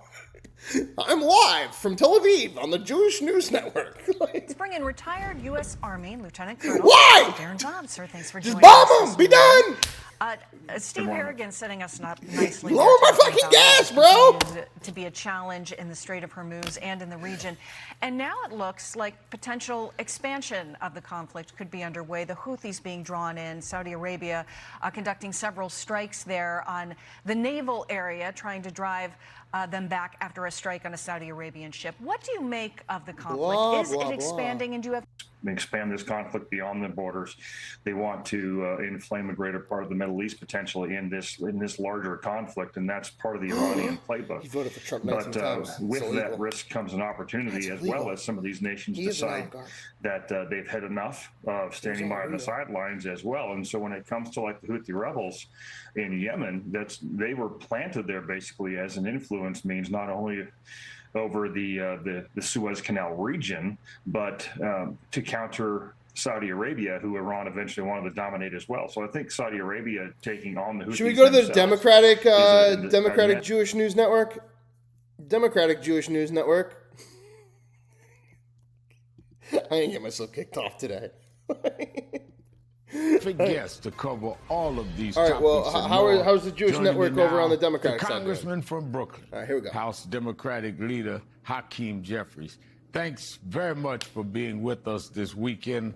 I want to start with the news unfolding today in Maine, where Democrats have chosen Troy Jackson to run against Senator Susan Collins in November.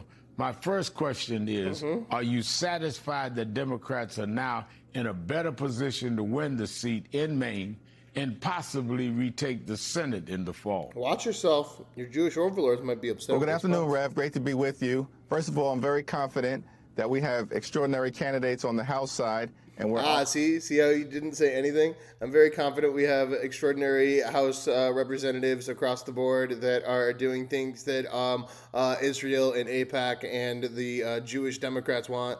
On our way to taking back control of the House of Representatives. And what we see on the Senate side, and I think Maine today will complete that picture, is a strong set of candidates to make the Senate competitive, which no one thought was the case just about a year ago. The Maine Democrats seem to have rallied behind Troy Jackson, and I expect that they'll be unified moving forward and put up a very good fight against Susan Collins, who clearly it's time for her to go. Yeah, it is. Now, it's also time for you to go. chose to hold Graham fucking falling asleep in the wheel for accountable, 10, 15 years as well, and they have switched their candidates in Maine in the middle of a must-win race for the party. But take a listen they're to so your slow. House colleague, Speaker Mike Johnson, talking to like a when fucking asked about how he intends to handle allegations. Look, they just had members. 70 people drop off our show. That's how boring Hakeem Jeffries is. All right, guys, we'll move on. I get the hint. All right, 70 people all at once. Jesus. We'll go back to the Jewish News Network. We'll listen to the Israel. But we just have to also be careful to make sure that we do our best to keep our That's the alliances difference, strong. okay? MS Now is the Democratic Jewish News Network. The Fox News, that's just the Israel News Network. That's just and make sure that any expansion doesn't turn into something advantageous to the Iranians. Turn it back to Israel. It does seem that there's a distinct effort underway on the part of the Houthis, I feel you. I and understand. of course they're an Iranian proxy, to cause a lot of challenges when it comes to commercial shipping. And already these recent Houthi strikes, theoretically may force more vessels to take the long way around through the Suez Canal and further disrupt the global economy. People do listen to Fox News. Secretary of State Marco Rubio I'm just listening to it because perspective, really wishing right? our European partners would get more involved in securing people that don't the Strait open of their Hormuz horizons to the and Jewish involved in News this Network overall don't conflict, understand. ultimately creating peace for the entire global shipping community. How are you going to know what the Jewish side wants if you don't listen to the Jewish News Network? To step up those measures. Your thoughts on if that is a step that we will actually see? That's a step I certainly wish we should see or would see, but I don't find it too highly likely. I mean, we're going to see little changes like what's happened with the United Kingdom and authorizing some limited basing rights again for strikes against Iran, and that's a positive measure. And so when you take these individual nations, CNN is more entertaining because they've like fixed themselves into like the Kelchi betting market. They're like, we really don't know what's going on here, but we're here to give you the facts, and the facts are. This man is up 3 points in the fucking gambling polls. Brought to you by DraftKings. That's CNN now. They're just one of the people. They're just here to get your betting fucking on. And their actions, there will certainly be some who realize what's truly going on. But if you were to, if you were to cut off successfully the oil coming through Suez into southern Europe per se, they might recognize the threat a little bit better and maybe get involved a little bit more. But I don't anticipate too much involvement from Europe going forward. I think you best keep going generally the way we have been, and if they do join, great. But I wouldn't make a plan that is based on their joining us at all. President Trump will be meeting with Israeli Prime Minister Benjamin Netanyahu when he comes to America next week. What do you make of that as the diplomatic efforts continue? And this is a key diplomatic ally, and now seeing pretty high-level meetings between these leaders. As we know, Hezbollah is also something we're keeping a very close eye on. Yeah, I think the meeting is a good thing ultimately, and this is about keeping alliances together. It's about keeping us moving the same direction and making sure that we don't understand assumptions through either media or maybe bad messaging. There's just nothing like face to face. And as Trump mulls over and thinks about whether or not to expand the strikes, and Israel looks at what's going on with southern Lebanon, which could be a very positive thing in the end, we just want to make sure we're all operating on the same page. I'm liking our crowd today. I think we're here with a bunch of operating out of practicals. a playbook, and they've been following that playbook Also, for decades. are we ready? Stormtrooper, you've been here for a while. You've been pretty good to us. Welcome to the Mod Club, my guy, on this Saturday. You are now a mod. I give out mod access to people that keep the conversations going both on the left and the right. Keep the fucking show what it is, which is making fun of the news. This is no news is news. And now you can put people in timeout anywhere from 10 seconds up to 24 hours. We never ban anybody. We just let them listen in silence. The only rule, no actual death threats. It's a political show. That's why. If it wasn't, then sure. But so if you see those, especially a lot of people like to go 8647. Because of Comey, we do remove that one as well. I hate to mention it because a lot of times when I mention it, then people provokingly do it, and it's fine. But then you get banned for 24 hours. It's just how it is. I'm not going to deal with it, especially post Charlie Kirk. And it's no surprise to any of us. Let's go! This. So we have to make sure we can counter what they're doing. Well, you're mod now. And having Netanyahu come to the United States and be part of that. And I suspect there will be some very pointed discussions about what the future could hold as far as this conflict is concerned. I think it's a positive thing that he's coming here. Yeah. As we continue these diplomatic efforts, Ron that's a bad idea. Sits down at the table with us. Instead, we're going through third-party countries and trying to get information back and forth and trying to see how serious they are about ultimately negotiating. But in the meantime, despite the incredible impact they've seen to their military and to their naval assets and the continued focus on driving them back in the Strait of Hormuz and their efforts there, they do continue to strike significant infrastructure across the Middle East, including at our partners, for instance, water desalination plants, which are critical in that area, striking our close allies and neighbors in the region. What do you make of their continued ability to do that, despite the very significant military strikes, most recently over the last 13 days, though apparently a bit of a pause over last evening? Well, ultimately, this is them knowing that they're not going to win militarily, just force on force. This is them moving and using what military forces they have available to engage in the public relations war and the war on what the world sees them able to do. So you don't see the hundreds of missile barrages. You know what, Ethan? I'm feeling real generous today. Got to keep people in the same power line. Ethan, welcome to the Mod Club. You don't see things like that occurring. Don't abuse your against power. Israel or the I didn't neighboring check nations. you. You see So don't abuse your one power. or two here and there, whether it be missiles or drones or Socializing something else. healthcare is not and communism. Their goal I'm gonna ultimately miss is that not one. to achieve a strategic military victory against us good. specifically or the greater Middle East. It's to show that they're still alive. It's to show their people that they're still in power. It's to occasionally attack something to show the world that, hey, look, we're capable. And with all the cameras turned on that one missile hitting the one ship or that one site, everybody fills in the blank essentially and says, ooh, Iran still has a lot of military capability left. And they're sending a message to the world that they're still there. But what they're not sending is that they're militarily capable of doing what they did at the beginning of this conflict back in No, I was going to do it and this for a minute to be administration has funny. made clear that Now the you goal can't. was to ensure that Iran I never don't think you cannot can. I don't ever think you can. get a nuclear Pause, weapon. pause. And of course, many allies in the Middle East know that that would be catastrophic as well. But there is the question, War is peace? you know, Peter Ducey was Whoa. asking the president this just Tricky. yesterday. What is the exit plan? What do you think the most effective exit plan would be to end this conflict? Yeah, I mean, that's one of the very hard questions that should be asked. And the exit plan should have been written into the plan from the beginning. And I have no doubt that it ultimately was somewhere. And that's tied to... Let's jump over to Asmongold and see if he's doing anything political right now. Because he usually has the Twitter covered. I don't like to go deep diving into Twitter because I get like weird shit goes on. Man, maybe I need to go back there, huh? How about that? Okay, Jesus here we go. Christ. And, oh my God, Glazing Asmongold in the chat. Is he really getting mad again? Okay, let me look at that. Let me look at this Berlin thing that happened after I watch. Obviously, yeah, this is the Berlin crowd. This is the daily crash out. Cheezer said Asmongold owns you. Cheezer, do you want to discuss the economic... Cheezer said Asmongold owns you. Cheezer, do you want to discuss the economic political state of society? You make more money in one day than I make in a month, and you come in here trying to ore farm and you never give subs. I know that you're... Also, Cheezer, this is another problem that we need. This is not the Kafir problem. Now that Cheezer's in here, let me discuss something that I'm...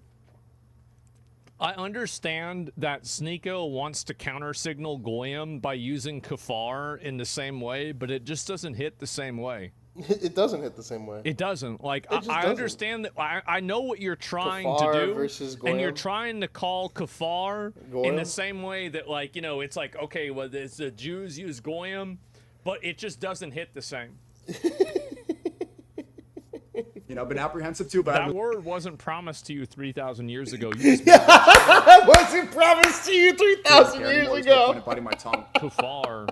Sounds like Jafar. Don't side with the Kafir. Sounds like Don't side with the Jafar. Kafar. Cheezer. You don't even say, you saying it the wrong way. Your heart's not in it, man. Like if you listen to a rabbi say goyim, that's the same way that you would say like a roach. The same as a goyim. True. The roach. A snake. A pig. Can't even say kafar the right way. Riyadh, Myron, people like that are afraid to say what they know is true because they don't want to get attacked by the Goipers. They don't want to get attacked by Asmongold's chuds. They don't want to get slandered. They want to get the skin worshippers on their side. These people are almost as bad as the Israelis, if not worse, because they're within our country. They're treacherous. Thank you for the... Okay, I guilted him into it. Okay, thank you for the 10 subs. But Cheezer, people like you know that I'm right, but you just don't want to get... People know I'm right. Aiden's fans mad at you. You know that I'm right. When Aiden Ross is calling to deport me and saying, I'm going to pay for Sneako to go to...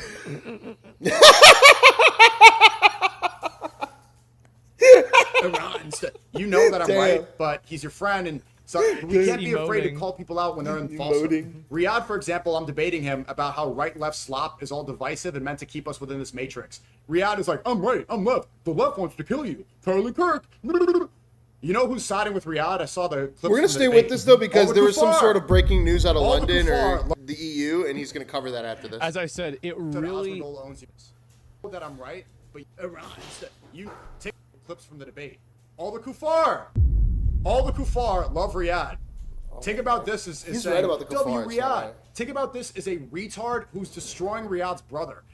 Single-handedly, think about this, destroyed the After Hours and Fresh and Fit reputation that Myron They built care with his more hard about work. clout than truth.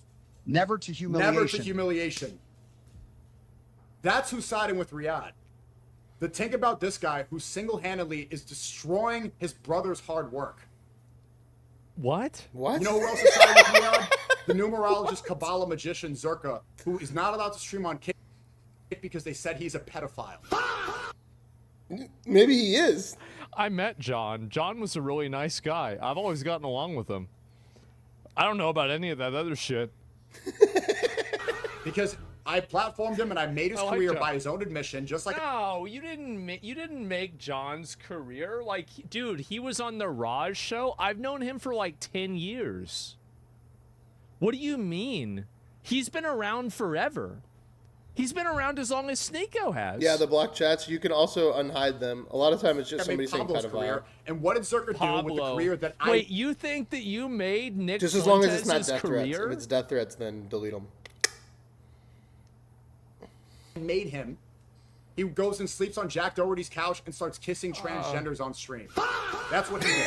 Now his career's over. If the people are siding with you, if they're siding with people like Myron and Riyadh, who are born Muslim, Cheeser, born Muslim, if they're siding with you. Okay, but you were born a Jew. Muslim. Nick Fuentes exposed this last night on my show when we were covering it. That Sneako is secretly a Jew. I think that should be a sign. I think that should be an issue. Like his last name is like Jewish, and he like changed it from like his name is like Nick something, and he changed it to Sneako. Do they see me as a tool for their agenda? And what is their skin worship agenda? Constant war, getting subverted by Israel, constant destruction around. And if they got ultimate power, they would deport Riyadh, Cheeser, and Myron back to Bosnia and Sudan immediately. They'd be out of here. Even though Cheeser's white. Even though Cheeser's far whiter than Pablo Fuentberg. What are we doing here? From Mexico. I love the thing is that the soundboard. Because what I the do fuck? broadcasting, I recognize this. Every time his eyes dart away in a sound, exactly. You're like, okay, this is okay. All right, this is the Nick Fuentes Mexican button. Beep. Okay. All right. This is the fuck button. This is the Andrew Tate quote button. Which, by the way, like, how are you going to accuse like Zerka of fucking being a pedo when didn't it come out that there was like a video of Andrew Tate doing some like weird shit with an underage girl on camera? I mean, like, I feel like how are you going to play that? Like, I mean, it just seems like that's odd, right? I mean, like, what the fuck? Who does that? Time for the Ummah Allegedly? to be like, let's just, enough is enough, bro. Enough is enough. I didn't see Stop saying Islamophobe. Start saying kuffer. You're a kuffer. Elon Musk is an Islamophobe. Dude, you don't even know if it's kufar or a kuffer. He needs to talk to an imam. He does need to talk to an imam. Like, find one of these Terry Andys that we have. I'm sure there's plenty. I mean, he's in New York. There's probably plenty of them there. Yeah, some fucking You need to blue-haired find lady. one of these Terry Andys and just figure out the right way to say this. Facts. Oh my God, he's scared of Muslims. No, he's not scared of Muslims. He's a kuffer. He knows the truth, and he's deciding to spread lies and corruption. Black Miss Jackie follower. Put Marty mode on and change without ego. Shut up, witch. Get out of here. Another kafir. Call them what they are. They're kafir. They're kuffar. They know that there's one God. They know La ilaha illallah Muhammad Rasulullah. What the fuck, And they cope and they seethe. And they want to destroy the world because they know. There is only one God, and that is Allah, and Muhammad is his prophet. That's what I'm pretty sure he's saying. Know deep in their hearts where they're going to go in the afterlife. Call it what it is. The cat boy juice every day telling goipers him you are leader, and without him they're nothing. Yeah. I mean, they I could don't put on want to talk cat about ears. Jews. I don't want to talk about Muslims. I want to go back to simpler times, talk about Jesus, Mexicans twice? or something close. Doesn't it exactly. DR? Yeah. I just, dude, I don't even know what to say. It's just so odd. He has crashed out in such a big way. Okay, here's the breaking news, guys, out of Berlin. You need to stop He's using gonna the cover this now. kafar thing, like the goy thing. It's it just 17 doesn't minutes hit ago. the same. Like, and why is that? You know, what's funny is that the reason why it doesn't hit the same is actually a validation of everything that he believes. Nobody actually thinks like Muslims are in control of everything. So the ironic use of the term goyim doesn't hit the same. But because people do think Jews control everything, using goyim as a term is funny because it's like an N-word for white people. True. Like, that's the reason why it's funny. Yep. And also, it sounds better. Like, Kufar sounds like... That sounds like a villain in Aladdin. It sounds like a bad guy in Prince of Persia. Like Goy is funny. That sounds like a fish, like a koi fish. There's a goy Yeah, fish, goyim right? sounds funny, It like a sounds koi better to fish. say. It sounds better to say. It's facts. He's right. No, I'm Goyim just being does sound honest, better than right? kafar. Is It does, kefir does it similar not? to kefir, which is yogurt? Yeah. Chat, which I do you mean, prefer, so goyim what or is this here? kefir? So there's a Do you say vehicle either? drives into a Berlin Pride crowd, injuring several. Whoa, Berlin Pride Really? crowd. Okay.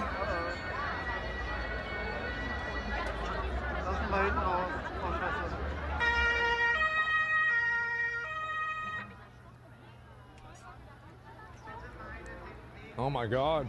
To make the goy slap argument, neither That's Jews or bad. I Muslims mean, like, make I don't very know. good Can I? food, if you ask me. I'm gonna scroll really slowly. I like I that don't one. want to see that. That looks like that could be a hurt person. That's weird, man. Oh my God. Is this the video of it happening? Holy fuck. No, it just looks like it's afterwards. It's all just afterwards right now. People were killed? Yeah, was anybody killed? Causing multiple injuries. Multiple injuries There's in no, Germany, Berlin. there's no confirmation. Now they're saying mass casualty Mass incident. casualty. Well, but casualty is injury. It's just a media version. One reported dead so far. Chickens for KFC? Well, the implication here is that it was like a Muslim radical. We don't even know if that's true. Yeah, I we mean, have I no think idea. that we should wait and see. Exactly. Like, I mean, I don't want to, because there's a lot of people that hate gay people. That's true. Muslims don't have a monopoly over hating gay people. There's plenty of other people. There's a that do lot of that. other ones. So I'd wait. Shut up. Why? I mean, you're gonna look stupid if it's like you don't Yeah, what win if it- at yeah. all. You don't get anything out of inventing Guessing. a narrative Yep. before you even know what happens. Like, yeah, Get I nothing think out there's of a good chance it could be a religious extremist. It could be a Muslim radical extremist. I think there's a really good chance of that, but it's not 100%. Not even And close so to I would wait 100%. and see. Like, damn, There are bro. a lot Like, of other really? Like, groups is that that could something be. that's going to bother you? If that's going to get you upset, bro, you need to go lay down. And also trying to frame it around Sneako was that. It's watching so you weird. live, by the way, while you're reacting to the clips. He was completely obsessed. Well, I hope he's doing all right, man. I do. And I don't really have any ill will towards him or anything. Like, I don't really, like, I think he's just I don't know. Like, he's just getting too extreme, man. He is. And I hope he realizes that before he writes himself into a corner with his audience, right? That's true. Like, And Hassan needs to calm down, bro. I think he'll relax. And, like, he's not going to say it specifically, but I think he'll relax. And a statement from German police. Anyway, I don't need to talk about that right now. Statement from German police after the car is driven into a gay pride parade in Berlin. We're now on site here in Tiergarten with a huge police presence and numerous rescue workers for the Berlin Fire Department and other aid organizations. It's suspected the vehicle is driven into the park, striking several people, apparently injuring them. Several patients are currently being treated with Berlin Fire Department, the area of Tiergarten. We are responding to a large contingent of personnel. Oh my Less God. than an hour ago. Yeah. Wow. Okay. Well, We won't know for a few vehicle hours how many drove itself. casualties. Or how many According to deaths. eyewitnesses, the man on the ground is arrested. This is what they say the driver is. According to that This witness, is who man, they, I mean, I don't know. I mean, he's handcuffed, right? So, like, maybe that's it. Yeah, you're gonna, and then how are you gonna do it? You're gonna speculate. You gotta wait until after. I'm sure you'll probably get a video. Yeah, knowing exactly what happened once they do a press conference. He's not speaking American. I don't know what he's saying. Wow. Sounds like a media report here, or it's just an SUV ran over white people at a Christmas parade. Oh, I don't know about that. Like, this is my out. Who did it? They don't know yet. Like, I don't think. I mean, they probably do know, but it hasn't come out yet. Germany, just- no they'll do word it at on the the press motive. conference, Yeah, I mean, I don't know.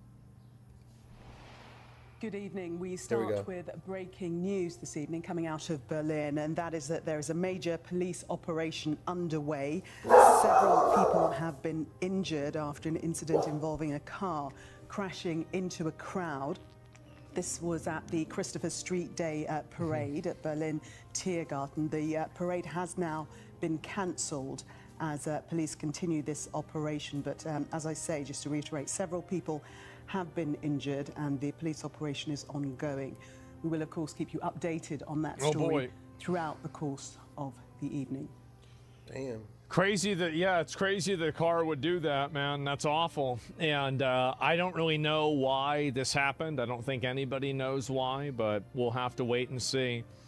Wow.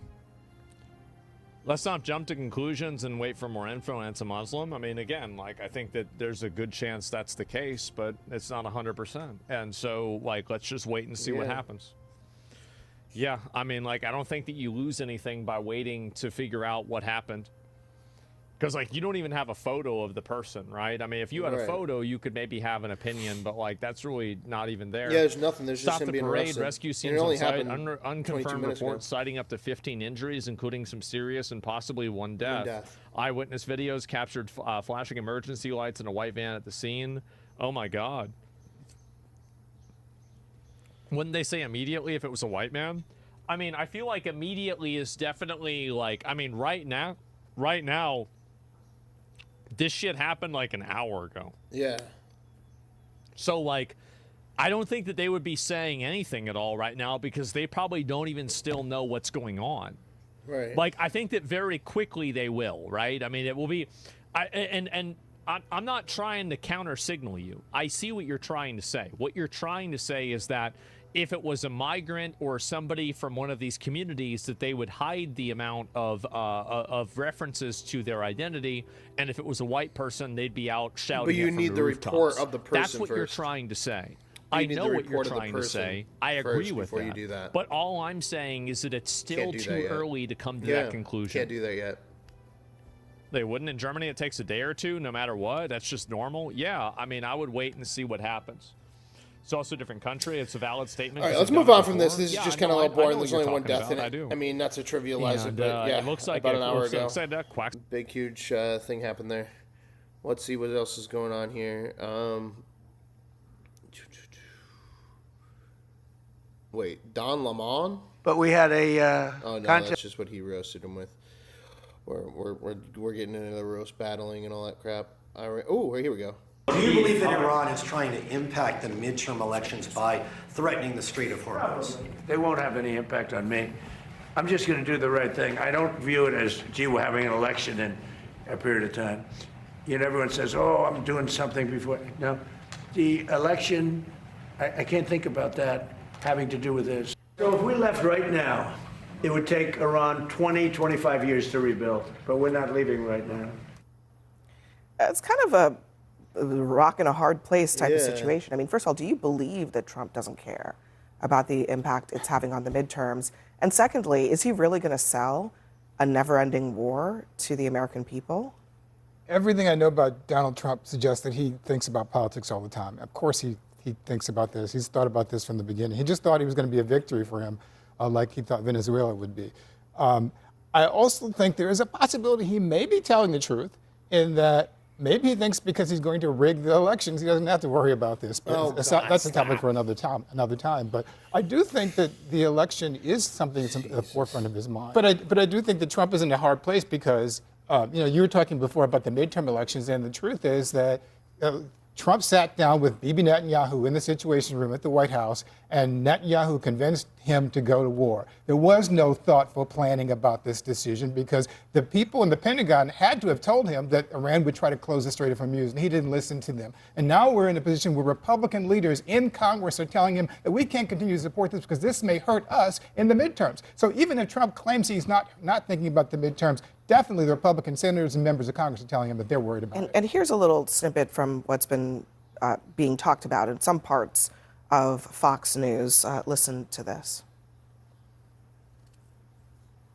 The clock is ticking for President Trump to get out of this war before voters head to the polls. It's making a lot of Republicans nervous. It's already, as we know, unpopular. Republicans cannot let this become an endless distraction, especially if they want to win in November. And he promised to keep us out of endless Probably wars, one of the worst weekends for Donald unsatisfactory Trump. wars. He just bombed at the fucking and now he's in one, and it's not at all clear how it's going to end. So he's vulnerable on this point. And I was in political terms. He does need to get this over with. But what he may need is time, and he doesn't have a lot of time. And may I add to that, the goalposts keep shifting.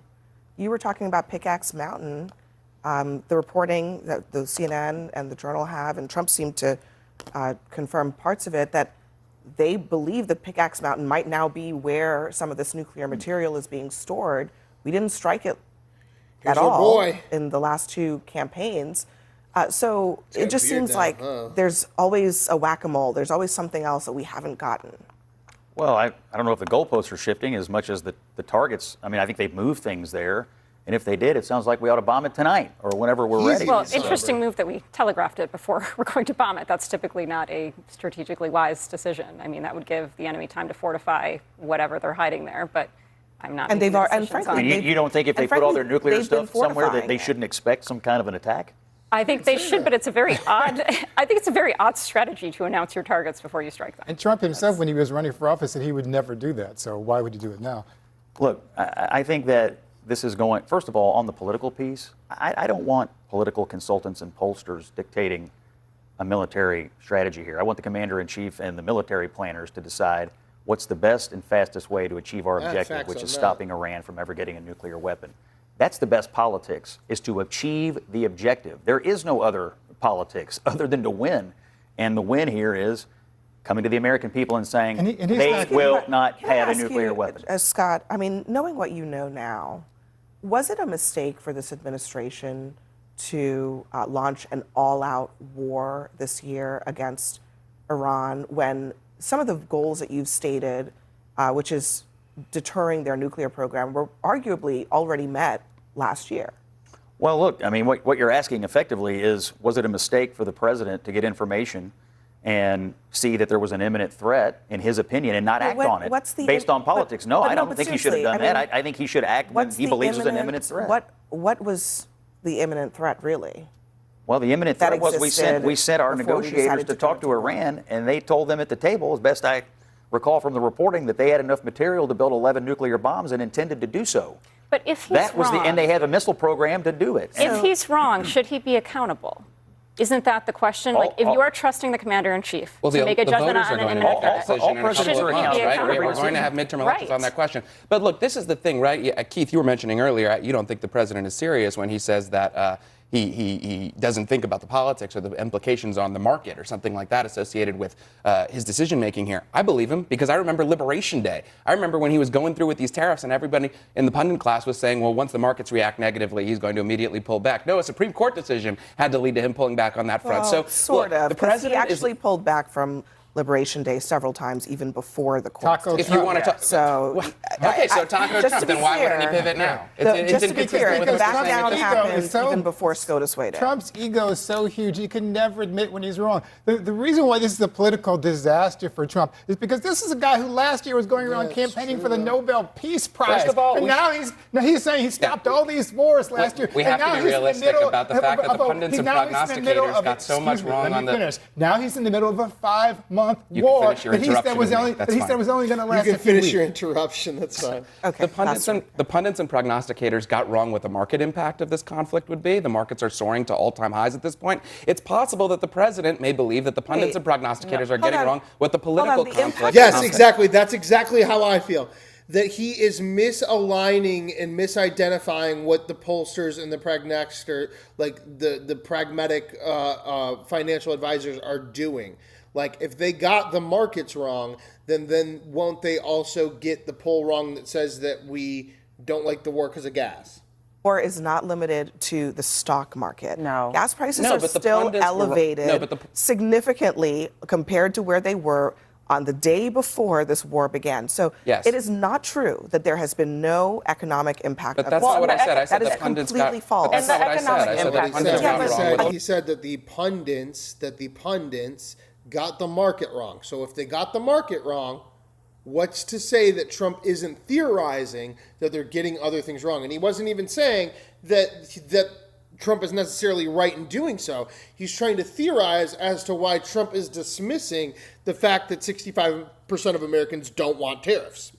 Yes, but the pundits did not limit their punditry to just what the stock market is going to do, because obviously what the stock market does is only a fraction of the economy. The rest of the American public that is not invested in the stock market, they are going to the gas pump every day.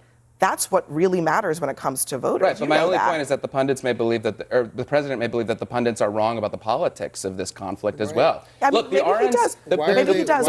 Why are they so insulted by him saying that? He's not even theorizing that he's saying that they're wrong. He's saying maybe that's why Trump is dismissing the polls, is because the polls were already wrong.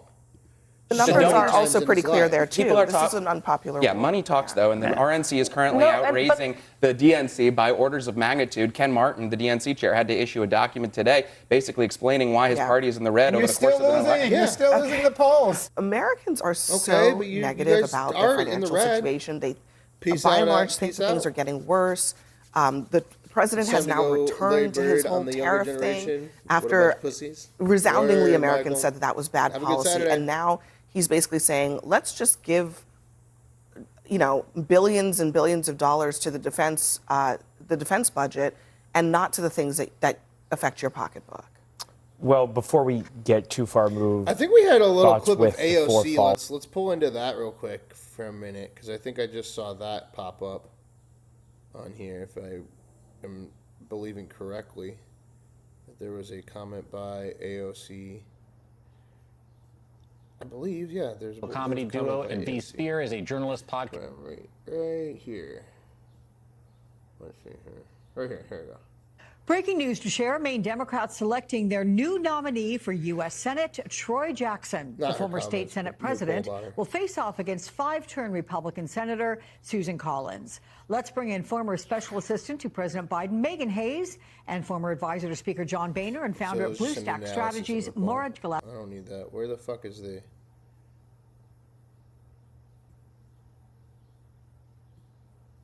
Where is it? Where is it? Sorry, I don't want to drop you guys real quick here. On. Stay with me. Let's go back to Hakeem Jeffries. Members of his party on Tuesday. The key word there is allegation. We have a process here. The House is against them. But isn't it the case that the two parties hold their members to a very different ethical standard? I think as Democrats, we're going to continue to try to uphold an American standard of decency and fairness and ensuring, of course, that people get their due process in an administrative or legal or congressional process, while at the same time trying to uplift American values. And what Republicans are trying to do, of course, is just take a partisan approach to everything. And that's just the reality. We've seen it over the last 18 months. And at the end of the day, Republicans are just all consumed with power, and not power to actually make life more affordable for the American people in the midst of a crisis where life is too expensive.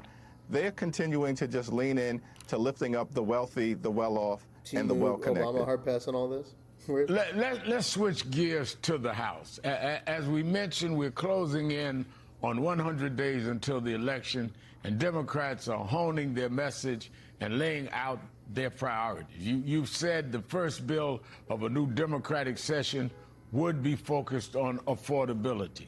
This week, Democrats in the House passed another resolution to halt U.S. military action in Iran, gaining 4 Republican votes in the process. You've called the Trump administration strategy with Iran, quote, Operation Epic Failure, end of quote. Are voters responding to what you're doing and saying, and are you confident your party can regain power in Congress this fall? We're definitely confident that we're on the right side of the American people in terms of our commitment to drive down the high cost of living, to make sure that we actually deliver affordable health care for every single American, and that we hold the crooks accountable in the midst of a level of corruption, the likes of which have never been seen. Let me know what y'all want next. You want Pete Buttigieg on Fox News, or do we want to go to the Meet the Press tonight? Begins aggressively with addressing the affordability crisis. And we're committed to lowering the cost of groceries, the cost of gas, the cost of housing, the cost of everyday goods, the things that are making life untenable for far too many Americans. We believe when you work hard and play by the rules in this country, you should be able to live a middle-class life, an affordable life, live the good life. That's not the case right now. War against Far too many Americans are drowning in this failed Trump economy. Solid comment. and it's time to move the country.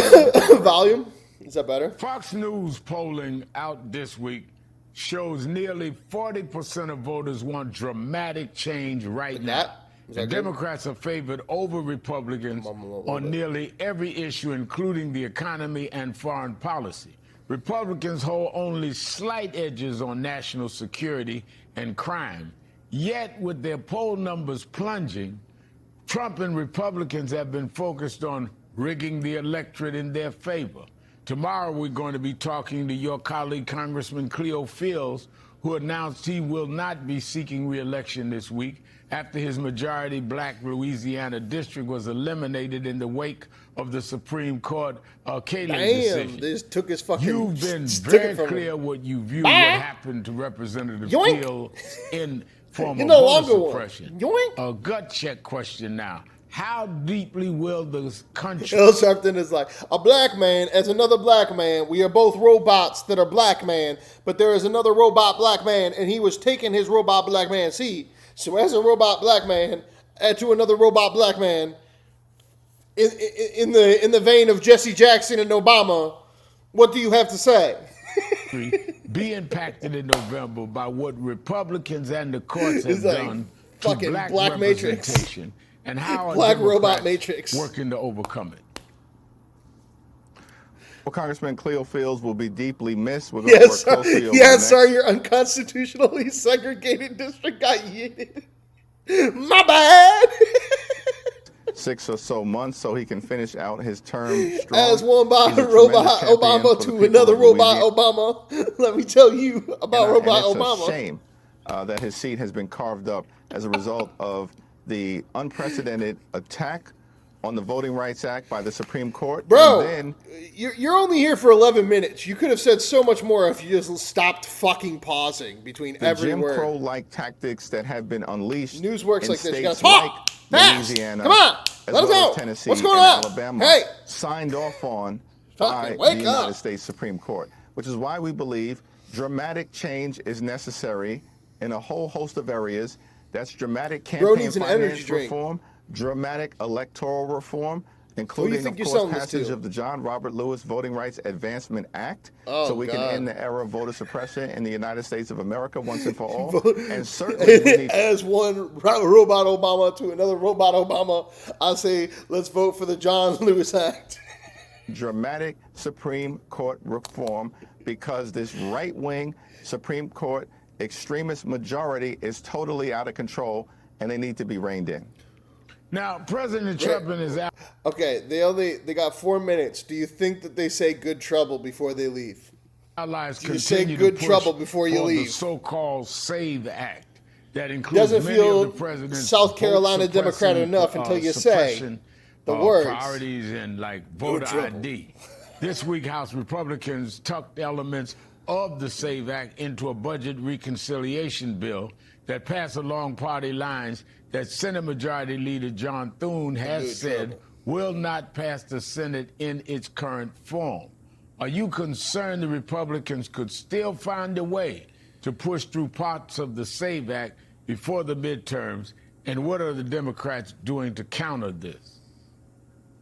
But we're going to continue to stand strong against the voter suppression efforts of the Republican Party led by Donald Trump. Clearly, they have no agenda that they feel comfortable in selling to the American people because they've broken all their promises, including promising not to start forever wars in the Middle East, but to stop them. And then Donald Trump and Republicans turned around. They've gotten us involved in this reckless and costly war of choice in Iran that, of course, has skyrocketed gas prices through the roof and are hurting everyday Americans day after day after day. And so from our standpoint, we know that Republicans are going to try to rig the midterm elections. They're doing it in real time. We've got to stop them from jamming this voter suppression bill down the throats of the American people. Democrats have been strong in the House and in the Senate in holding the line. We have to continue to do that. At the same period of time, we're putting together the largest voter protection effort in the history of the country, working, of course, with Senate Democrats, House Democrats, the Democratic Governors Association, the Attorney General's Association on the Democratic side, the Democratic Secretaries of State, as well as civil society, which includes the faith community, civil rights groups, democracy protection groups, civil liberties groups, good government groups, as well as organized labor. And together, I'm confident we're going to ensure that there's a free and fair election in November. Last question. I'm out of time, but I must ask you, your caucus is heading into an August recess with momentum toward the election. Did Al Sharpton but take out Jesse plenty Jackson? of uncertainty. We On this don't episode of know The Simpsons from what Trump and 1995. Republicans will do, how far they will go to try and undermine our democracy as they cling to power. We don't know how tensions will play out between progressives and centrists inside the Democratic Party. So what's your message to members and to the candidates out there as we enter this critical stretch, the final 100 days? Important for all of us to continue to keep the main thing, and that's our commitment to fighting for an affordable America. Wherever one falls on the Democratic spectrum, we know that everyone is unified behind that fight. We want to lower the high cost of living for the American people. We want to make sure that there's affordable health care for every single American, and we're all committed to holding the crooks accountable and dealing with the rampant corruption that is undermining the Congress's ability and our government's ability to actually deliver for hardworking American taxpayers. Let's keep the main thing. Let's run through the finish line over the next 100 days or so, and then together we can end this national nightmare, take back control of the Congress, and continue our country's march toward a more perfect union. Well, thank you for being with us as we start the 100-day countdown to the election. All right. Well, they just going as slow as a black man can go. Anyway, let's get into this. Here we go. Pete Buttigieg on Fox Thanks News for having yesterday. me. Good to be here.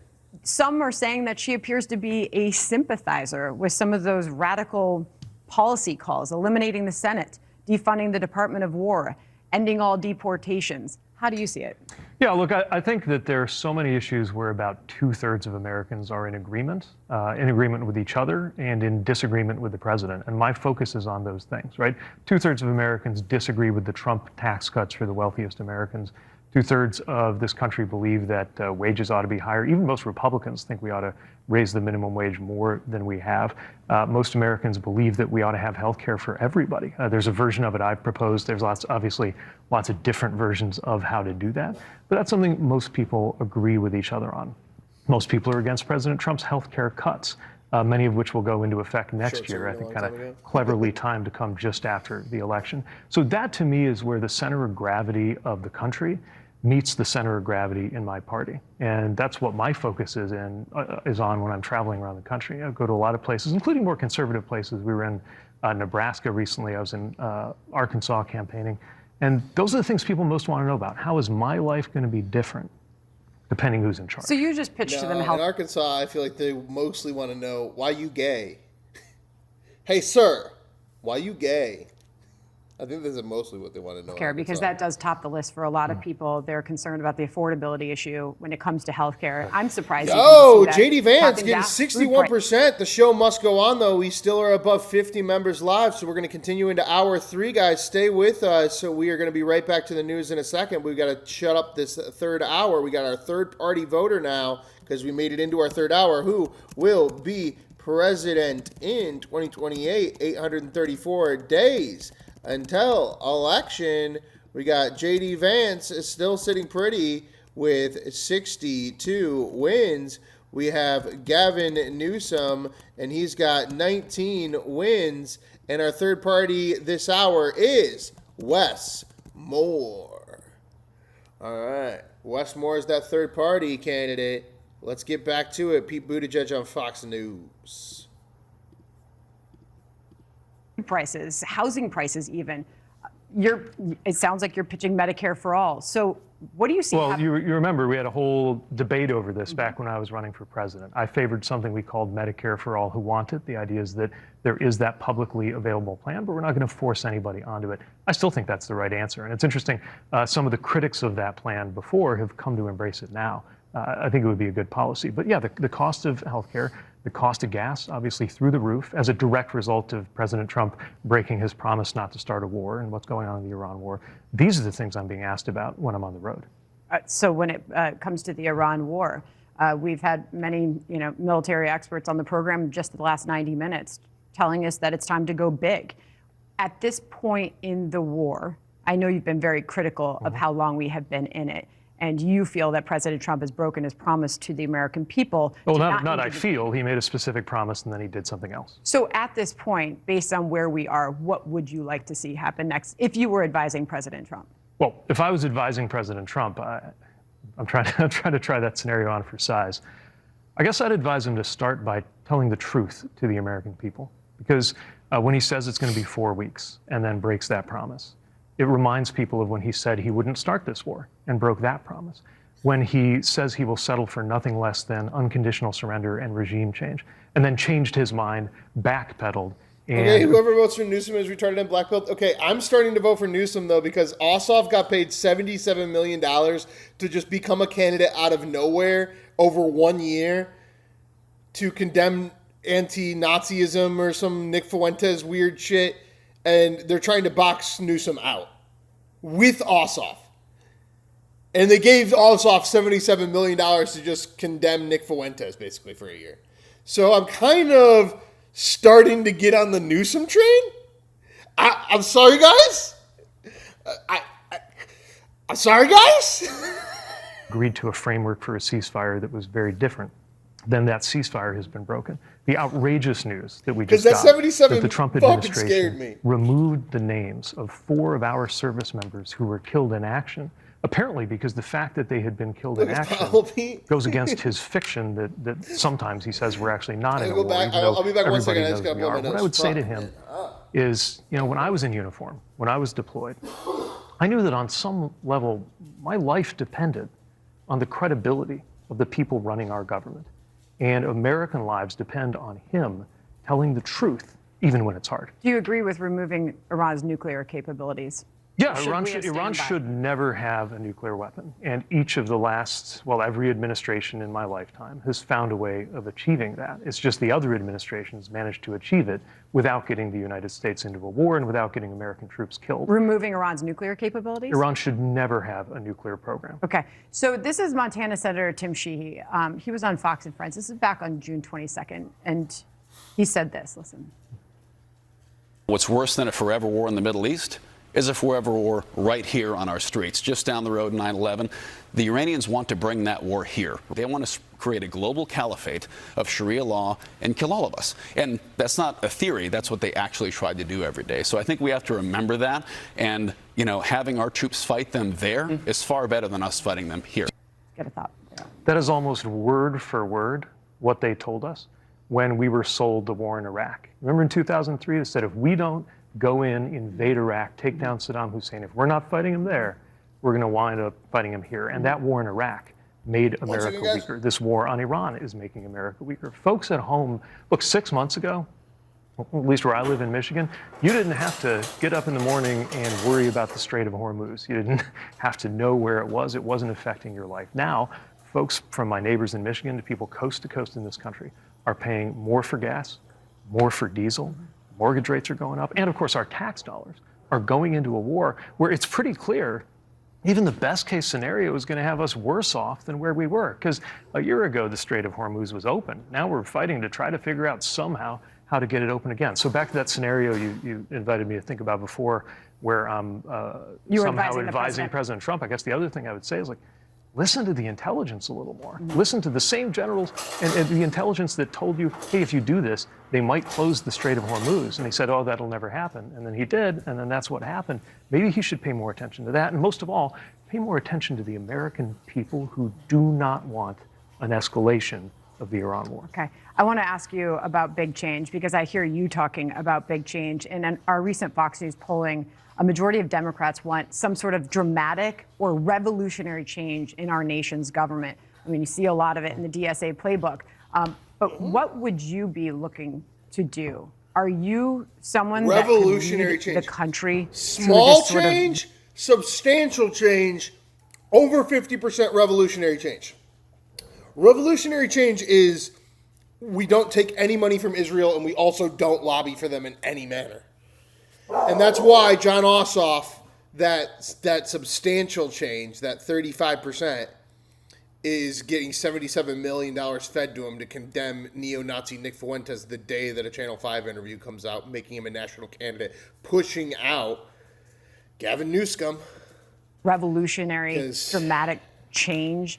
That Gavin Newsom is the revolutionary. We do need dramatic so change. is I think AOC. Not just most Democrats, They're but ready most for Americans it, to be want honest. that. I think so. Look, I'm more moderate on a lot of issues, but more moderate on a lot of issues. See, that's the problem. It's like they want that push button. I also think they don't we need want somebody on radical the Jewish change when news it comes network. to our institutions. Like what? And, They want somebody coming on for Fox example, News right lobbying now their we just fucking allow bullshit for APAC. We allow so much manipulation of congressional districts that 9 out of 10 House races are decided before the first vote is even cast. And that's in a 50-50 country.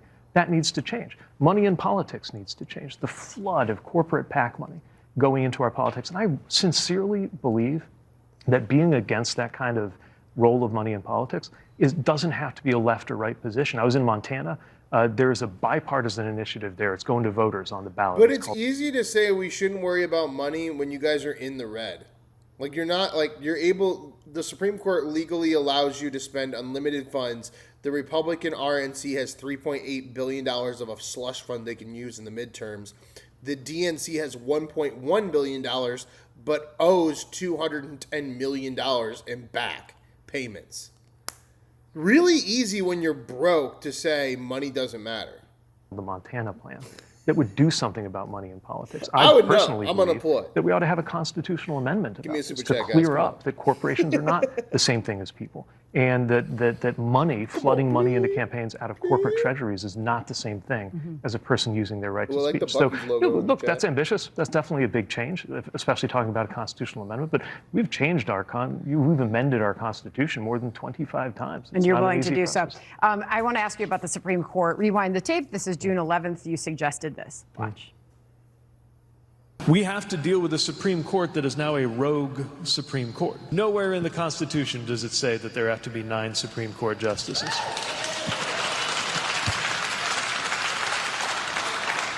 That one doesn't even take a constitutional amendment. So where are you going with this? Yeah, what I'm saying is that under the laws of this country, under the Constitution of this country, we could have a Supreme Court that better reflects the You expectations can pack the court. It's a lot easier to just say the words "pack the court" is what you're trying to do. Of the American people, and that is more legitimate. The legitimacy of the Supreme Court is, I believe, the lowest it's ever been in the eyes of the American people. It's come to feel like a nakedly partisan institution. We could do some things about that. At a minimum, term limits so that you know for each presidential term how many Supreme Court appointments are going to go with it. But I also think we would be better off with a court that has... Well, right, but the only way that you're going to get more Supreme Court justices is if a court approves it, and there's no way that you'd ever get the 9 members of the Supreme Court to approve more members. Something like 13 Maybe justices that might would get match 2 the number votes. Might of get districts Egan, that we and have then you get Jackson. in the federal That's it. system. Everybody and else ideally, should be fucked. So there's appoint no them way. in a way that isn't so It's like partisan. There are a lot of speculative interesting Mondani different talk. ideas and proposals for how to do it. If it One of comes them's to called a Washington, balanced all bench. So what you do is looks like you we have can do some that. appointed by Democrats, some appointed by like you already knew Republicans, and some who can only be seated if there's a consensus among the rest. I'm not wedded to one single vision of reform. I think there are lots of different ways to do it. But my bigger point is this. If something can't go on forever, it won't. And the collapse in trust in the Supreme Court, the bizarre way we win our congressional elections with maps drawn into these weird shapes in order to make one party or another party win, the level of money that is just flooding our political system, it can't go on like that. And when something unsustainable goes and goes and goes, you're either going to have reform or you're going to have a catastrophe. I want it to be reform, and I don't think that has to be a partisan issue. Got it. Fox News polling also asks about immigration and deportation. Our new polling shows that just 7% of Americans think that illegal migrants should be allowed to remain in the United States.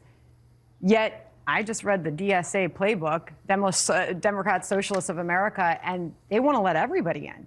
Where do you stand on immigration, and should deportations continue to happen, or those just that have committed crimes? Where specifically are you standing on this issue? Yeah, I disagree with the idea that you would just let everybody in. And I think most of us in this country do agree that if somebody's committed a crime, they have to be deported, they have to be held accountable, they have to face justice. Also, there have to be ways for people to have some way to get in line and earn citizenship, especially people who were brought here. There's a lot of folks in your party who disagree with that. There are some, yeah. I don't agree with everybody in my party on everything, but I think most Democrats, and actually, interestingly, most Americans agree on the broad picture of what to do. The weird thing is, how come that reform hasn't happened? See, I think a lot of voters who voted for Donald Trump spam my guy. I'm putting you 10-minute timeout. When he said that he was going to focus on those who committed crimes. Just like voters believed him when he said he was going to keep us out of wars like the war in Iran. And a lot of voters believed him when he said he was going to bring prices down on day one. Instead, if you look at the inflation rate on day one,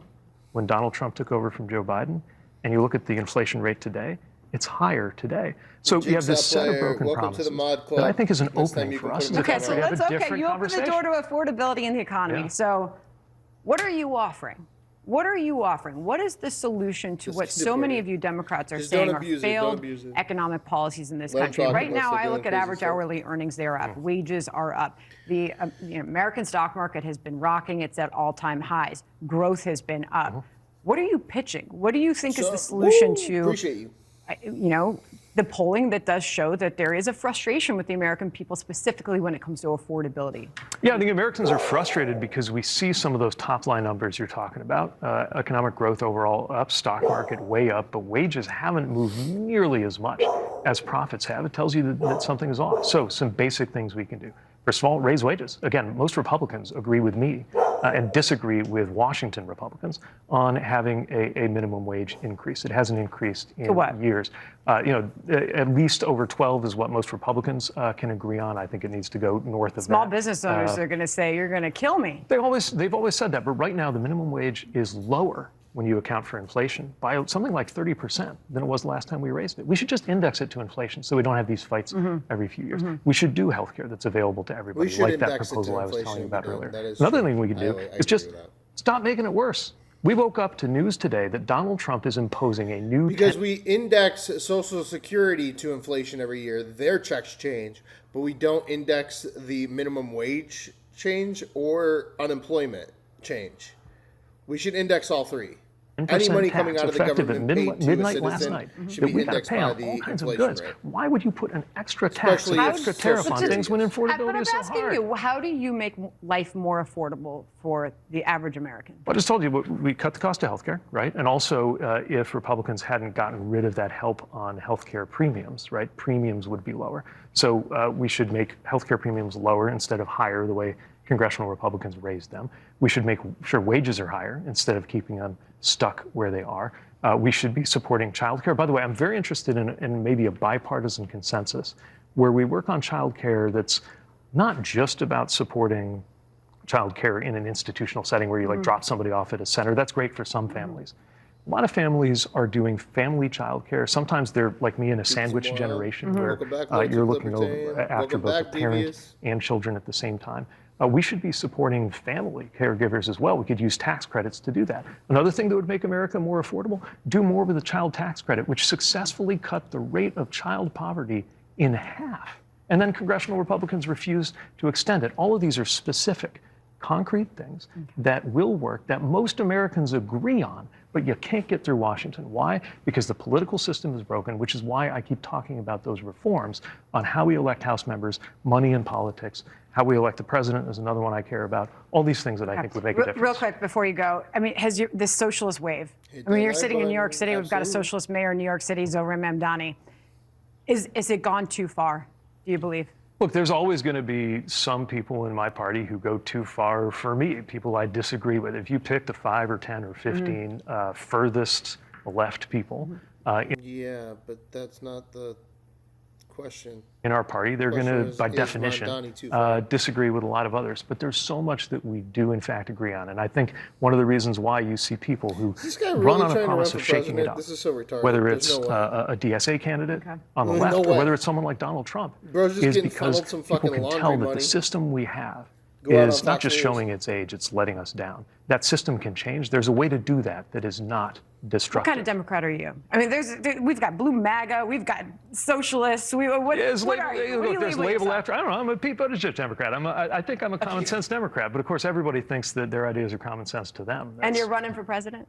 I'm not running for anything. I'm helping people who are, because this is a very important election where people are seeing that their everyday lives, from the price of gas to healthcare, is on the line. And I think a lot of people who generally prefer a Republican president still want to see some kind of balance, some kind of check, some kind of restraint. And you should look at earlier when we found out that John Ossoff got paid $77 million over the last year, and all he does is condemn Nick Fuentes all day long. Maybe for the first time in a long time, all of a sudden he's a candidate. Voting for a Democrat for Congress. Trying to push out Newsom, put really Ossoff in there, $77 million from APAC. Thank you so much, Mr. Secretary. Thanks for having me. All right, come back soon. All right. All right, guys, let's get into it. We're going to go into Meet the Press now this Saturday. Meeting the press. Meet the press. Average cost per gallon hitting $4.11 today, the highest it's been in 6 weeks. Damn. Let's pull this back. Shipping traffic. Yo, yo, yo, yo, yo, yo, yo, yo. It's the longest show ever. Fucking 1,000 years old. Welcome to Meet the Press Now. I'm Kristen Welker in Washington, where the president's economic agenda is once again in the spotlight. With less than 4 months until the midterms, as his administration announces new tariffs on dozens of countries, while the war with Iran rages on, driving up energy costs and threatening global shipping traffic. The military conflict between the U.S. and Iran continues to escalate, with the U.S. launching more attacks on Iran, making it 13 straight days of military strikes. Oh, they did do it. Trump telling because Fox News earlier today was saying that we stopped, that it looked like there was no attacks on day 12. And Meet the Press Now is like, day 13 success. Boom, baby. Y'all see that she was laughing with Stephen Miller at the gala last night? Check this out. This is so crazy. She's sitting here laughing with Stephen Miller. It's all wrestling, guys. Stephen Miller, Meet the Press. Come on, give me it. There she is. Look at her. Look at her just having a deep conversation with Stephen Miller. They're just best friends. She's best friends with Stephen Miller. 5 hours later, she's right back at the news. It's like she was never. It's all wrestling, guys. It's all wrestling. He's weighing a, quote, massive attack, although we should note he's threatened major attacks before.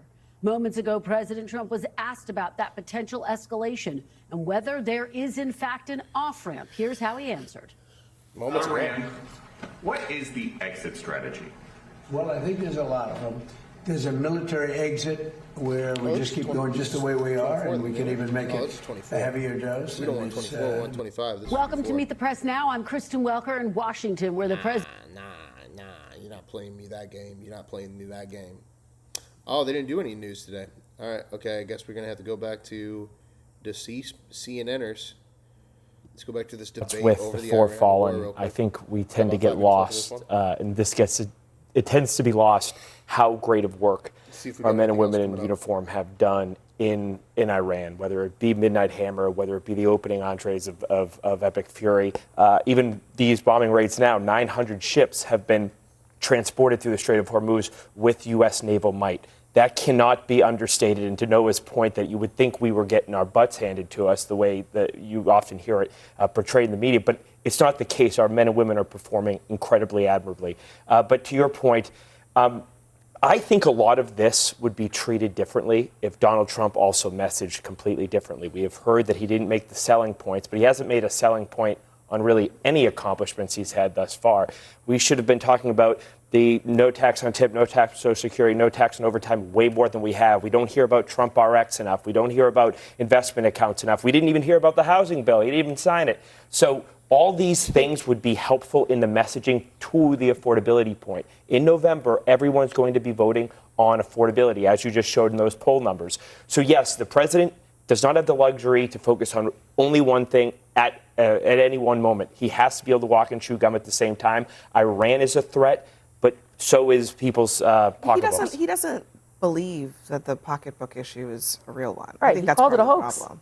He called it a hoax. He's reading the polls. Yeah. Yeah. He doesn't want to Whether acknowledge he's not saying whether he's saying it out loud is another. But he's not not force reading correcting. anything. They seem I to don't suggest suggest that I mean, he thinks everything is trending in the right direction, which is not. How does it end? I mean, if it's trending in the yeah. right direction, what's the end of this story? What's victory? Good question. What does Yeah. victory consist of? That we've Joe battered Biden, them what the hell to happened? the extent where Now he's on CNN. the ship get through, but then some knucklehead with an RPG is going to shoot at this ship. That now you've got this 90 million people, huge country in the middle of everything, and reaching can I just out. say and- also, I think that's totally a valid question, but it almost seems like this conflict has gotten even beyond that. I mean, the one big chunk of problems, which is the economic impact of this, is one thing. But the other big chunk of problems that the president has is that he actually now kind of has to win this war. Like he has to get to a That is point where true. Iran is actually really and truly defeated, where they yeah. actually really and truly turn over their nuclear program or something close to it. And if he doesn't get that, then what he's really done is open a massive can of worms for the entire planet. Exactly. Well, yeah, I mean, to a certain extent. It's not like Iran was quiet and passive before February of this year. We've been interdicting Iranian plots and consistently interdicting them since 1979. To your point, how does this end? And is there a point at which we can open up the strait, even if there's some harassment in the strait? That's sort of the condition that prevails in the Strait of Malacca, prevails around the Horn of Africa, for the last 5 years has prevailed in the Bab el-Mandeb, which we should probably talk about. And those are priced in. Shipping interests and insurers can price that in and reduce the level of threat that are experienced by commercial interests, which is really what's stopping a lot of the traffic in the strait. So the president, to the extent that But there you're not isn't- answering the question. Yeah, that Are you gonna wasn't an kill all issue the before Iranians? February 20, and that wasn't an issue before February 28th in the Strait of Hormuz. It was. No, not to this extent. It was not. Not if to it this weren't, extent, with the no, exception of it was 87 not. and 88, which was worse. Listen, this is all wonderful, but you guys, have you guys met Donald Trump? The guy does not make decisions strategically and doesn't have the temperament to have this conversation where you're going into. How do we go into a military conflict that puts our men and women in uniform in harm's way? What does victory actually look like? What is the reason we're doing this? What is Congress going to say? He doesn't do that. Now he's got himself in this war of choice where it's almost like he's governing by temper tantrum. And now he's got us involved in potentially another conflict. I We have hear the so straight- often that- Wait a minute, you have the Houthis going now after what's happening within. So is the problem that the president doesn't have the patience for this campaign and will slink away at the He doesn't nearest have the opportunity? intelligence beyond the patience. But go ahead. Or is the problem that he's so headstrong, that he's so aggressive, so hawkish, Yeah, you that gotta he's pick going to embroil us in a quagmire? He's It can't be delusional. both. He's delusional, both, and he's right, lying that's to the the American people. He's trying to convince himself that there's victory on the horizon, and it's not. And that is a problem. One thing we for can rule out the is the slink entire away world. scenario. All right. He's had the opportunity. We put the biggest thing we have, which is our military, on the table first. We did that. That was the first thing we did. Then we offered them a ton of money. That didn't work. It doesn't strike me that there's a whole lot left, except what Trump also seems to be threatening, which is that maybe he might start to strike borderline civilian targets like power plants or bridges or whatnot, which would be a line cross for us. So, I mean, do you think that there's really much more left for them to either threaten or to offer to the Iranians in this moment? The problem is we're losing our leverage. And what's gnawing at Trump is that Barack Obama was far more effective, that Barack Obama actually got China and the EU and got a multilateral agreement that got 97% of enriched uranium out. This guy has and to it kiss turns out ass being now because he went statesmanlike against and the being Epstein smart files, so and now he has to be strategic like Obama, is better Obama, than Obama. bluster for America's national interest. And now the president has made a mess of things, made a mess of the economy, but his ego will not permit him to go to Xi Jinping and the European leaders and have a multilateral solution to get us out of this mess and to help the American Before you people. jump in, I mean, the Iranians killed an order of magnitude more Americans under President Obama than they have under President That's just Trump. not true. That's That not is factually absolutely true. I was in It is not Iraq getting the factually- EFPs that the Iranians were supplying that to is not Jaish factually al-Mahdi, true. Osama bin Laden. That is absolutely true, and that's what's crazy is this is a military that telling him how many casualties there were and this is a sitting senator trying to explain away from California that actually it's not true. Iranian-backed Obama didn't. Imagine if that was a Democrat. Imagine if that was a Republican that literally told a war vet that he has the numbers wrong.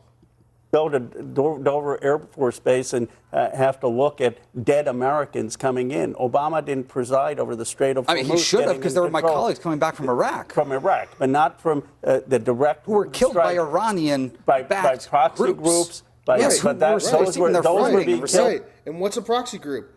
A proxy group is what? A group paid for by what? By Iran. What the fuck are you getting at? Who the fuck are you protecting? Because you went against the Epstein files, so who the fuck are you protecting now? This is weird. Why is he on this program doing this?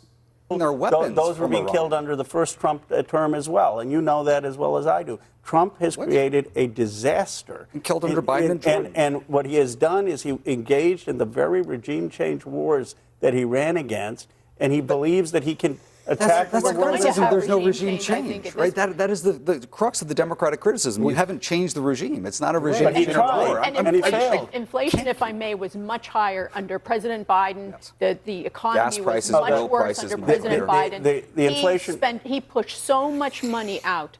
He just flooded the zone with so much money with the inflation. You know, we can relitigate Biden, but the reality Green New is Deal spending, President Trump ran on one issue of garbage, and then he was throwing the gold bars out from the EPA, just funding left-wing causes to the tens of billions Hold on. of Okay, dollars. the gold bars thing is not quite what you're describing, but let me just read this. Billions of. What do you mean not quite right you're describing?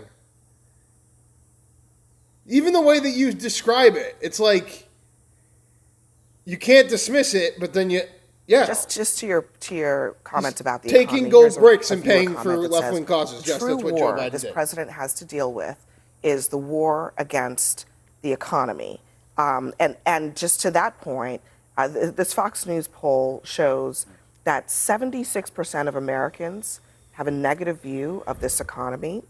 Now, 54% of Americans say Democrats would do a better job than Republicans on the economy. So maybe, at the height of inflation under Biden, for sure, the numbers were worse. But it's interesting because I think voters right now, their sentiment about the economy is similar, or if not the same or worse than it was under Biden. And I think some of it has to do with the fact that they felt like they got out of the woods and now they're going in the wrong direction. All right, do I have to do because of some of the decisions Trump has made. Absolutely. And I think it's, adjudicating whether Obama or Trump has a better record of Iran at this point is a bit of a moot point. We are where we are in this very difficult, intractable situation. And I think that the president, the administration needs to take a very hard look in the mirror. They need to find allies on both sides of the aisle. It is very difficult, and I suspect it was a difficult vote to cast when American service persons are being killed abroad by an adversarial regime, and one is voting against actual engagement with them. I understand why someone might want to cast that vote. If the administration doesn't seem to have a coherent strategy for dealing with this, I think it can be very difficult to actually rally support for some sort of military engagement. But this is where we are right now, and figuring out how to get out of that entanglement is. There's a reason why. There's a reason why. Sorry to interrupt. There's a reason why Joe Biden was blamed, because he was in charge at that point, and things were high, and things cost too much. Well, now Republicans are in charge of every aspect of Congress. The reason I went on that tirade in the beginning of a war thing to talk about the economy was what you just said in that poll. This is what Americans really care about right now. If you ask them if they want Iran to have a nuclear weapon, they'll say no. But they say right now, that's good, and that's over there. But right here's here. the gold bars, guys. The phrase throwing gold bars off the Titanic did not refer to literal gold battalion. It came from hidden camera videos of a Biden EPA political appointee describing the administration's effort to get climate grant money awarded before the administration charged. The gold bars were a metaphor for billions of dollars in federal grant funds. After taking office, EPA Administrator Lee Zeldin alleged that $20 billion had been moved to an outside financial institution to fund climate-related grants programs with insufficient oversight. He called the grants gold bars and argued they benefited far-left activist groups, announcing investigations attempted to terminate some that were rewarded. So again, it's like the gold bars are gold bars. They're just. It was that the head of Biden's EPA referred to giving $20 billion away as throwing gold bars off the Titanic. So then when Lee Zeldin came in to that guy's position, he said, we're taking the gold bars out. The reason that CNN doesn't want to actually tell you what it's about Democrats throwing away $20 billion into left-wing causes.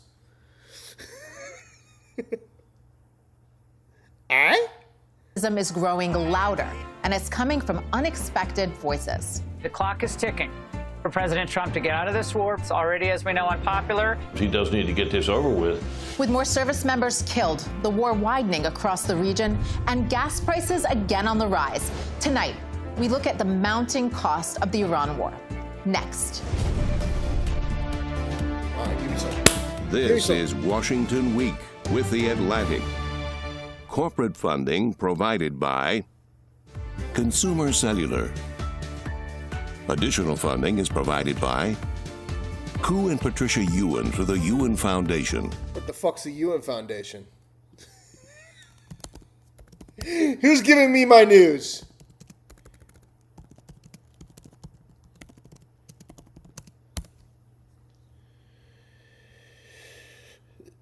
The UN Foundation, U.S. and Korean Foundation.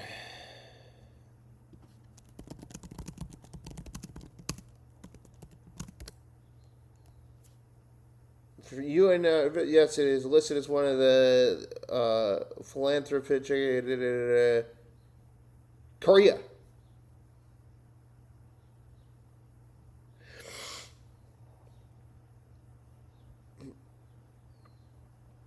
Left-wing political businesses, Koo and Patrick Yen. All right. We don't need to go into that then, do we?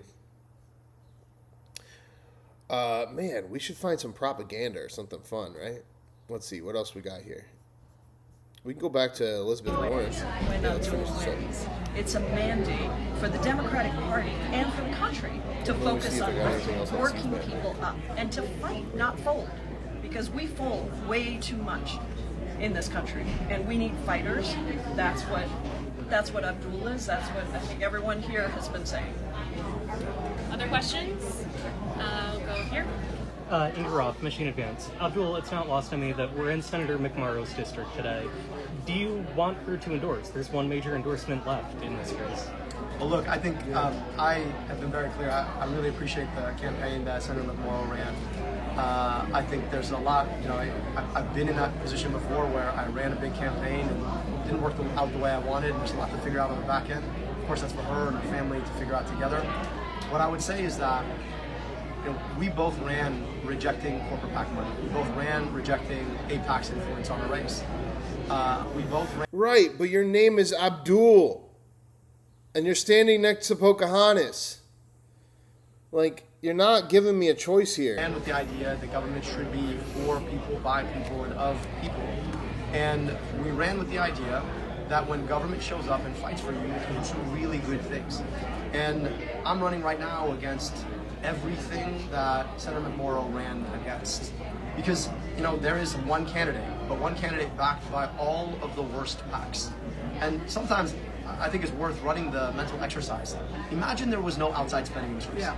What would this race look like? Imagine. And I think it's important for us to remember that. So, of course, I would welcome her support, but also she got a lot to think about, and I respect that deeply. And what I would say is that for all of the folks who supported her and were sad the day she dropped out, my hope is that you'll come and join this movement of hope and joy in what we can build together when we take on the powers that she rightly named as being the most corrupting feature of our politics.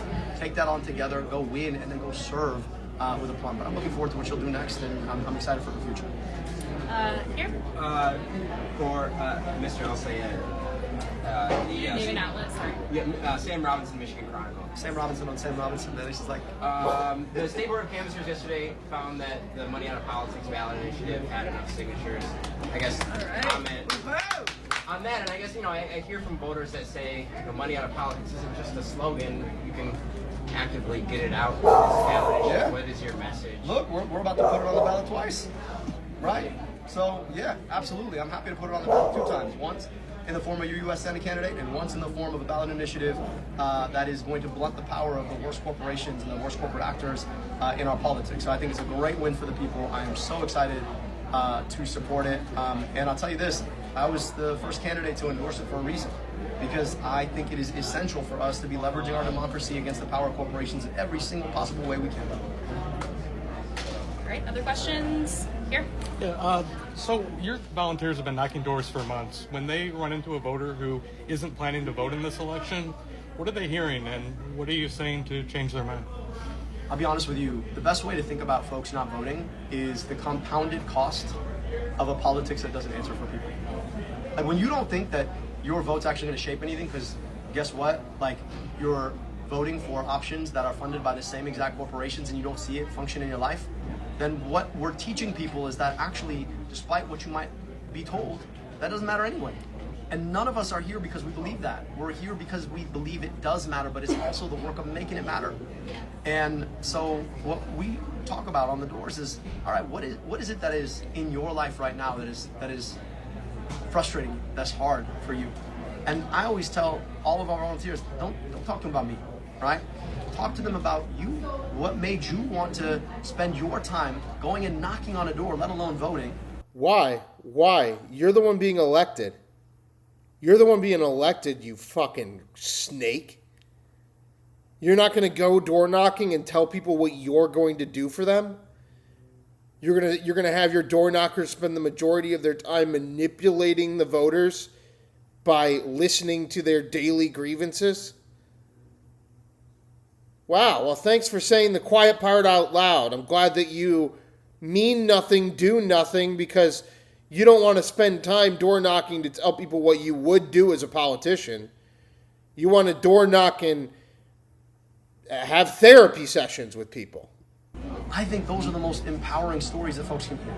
And so, it's those conversations. I'll tell you, I'm sometimes I'll check in on our volunteer Slack, and the stories that people share are just so inspiring about what government can be if we actually are willing to make government work for people. But right now, corporations, billionaires, special interests have figured out that they can rig the system so we get the same outcomes whatever happens. That's exactly what we're up fighting against right now. Don't you have 10,000 volunteers? 10,000 plus 10,000 volunteers. volunteers. And I think this is a really important point, too, because for a long time, people said, we're just going to go to the people that vote. And the pie of voters got smaller and smaller and smaller, and we just didn't pay attention to the people. But he's standing next to two corporate snakes. It's crazy. And then it's like, oh, well, I'm supposed to vote for Abdul because he's against APAC, as he's standing here with these crazy people. Who would vote crazy with us oligarchs. if we had real fighters, if we stood up for them, if we energized them. And so we're seeing that in races across the country. We're seeing it right here. You got an organizer who is energizing people to come out and vote. And yeah, there are probably still some people that need to be convinced that it's worth it. But if we win this race, when we win this race, it will tell people that their vote actually matters and that you could fight back against $50 million that came into this race. And you got to ask yourself what Abdul always says. How is that person electable if they need $50 million to win the race? So the voters that turn out, that show up, the volunteers that are coming out here and organizing and saying our voices matter at the doors and your vote matters on the ballot, that is really what's going to change this country. Quick follow-up to that. Voters in this state have been told all month that Abdul's the riskier bet in November. What do you say to folks who are worried about that? They're wrong. Let me just say, back in the day, I chaired the Democratic Congressional Campaign Committee twice. I chaired the Democratic Senatorial Campaign Committee. So our job is to find and back candidates who are going to win the general election. Abdul is that candidate. I'm going to tell you why. Because he is energizing a movement. How is it that somebody needs $60 billion just to convince voters in a primary going to somehow be the stronger candidate in the general election? It just doesn't compute.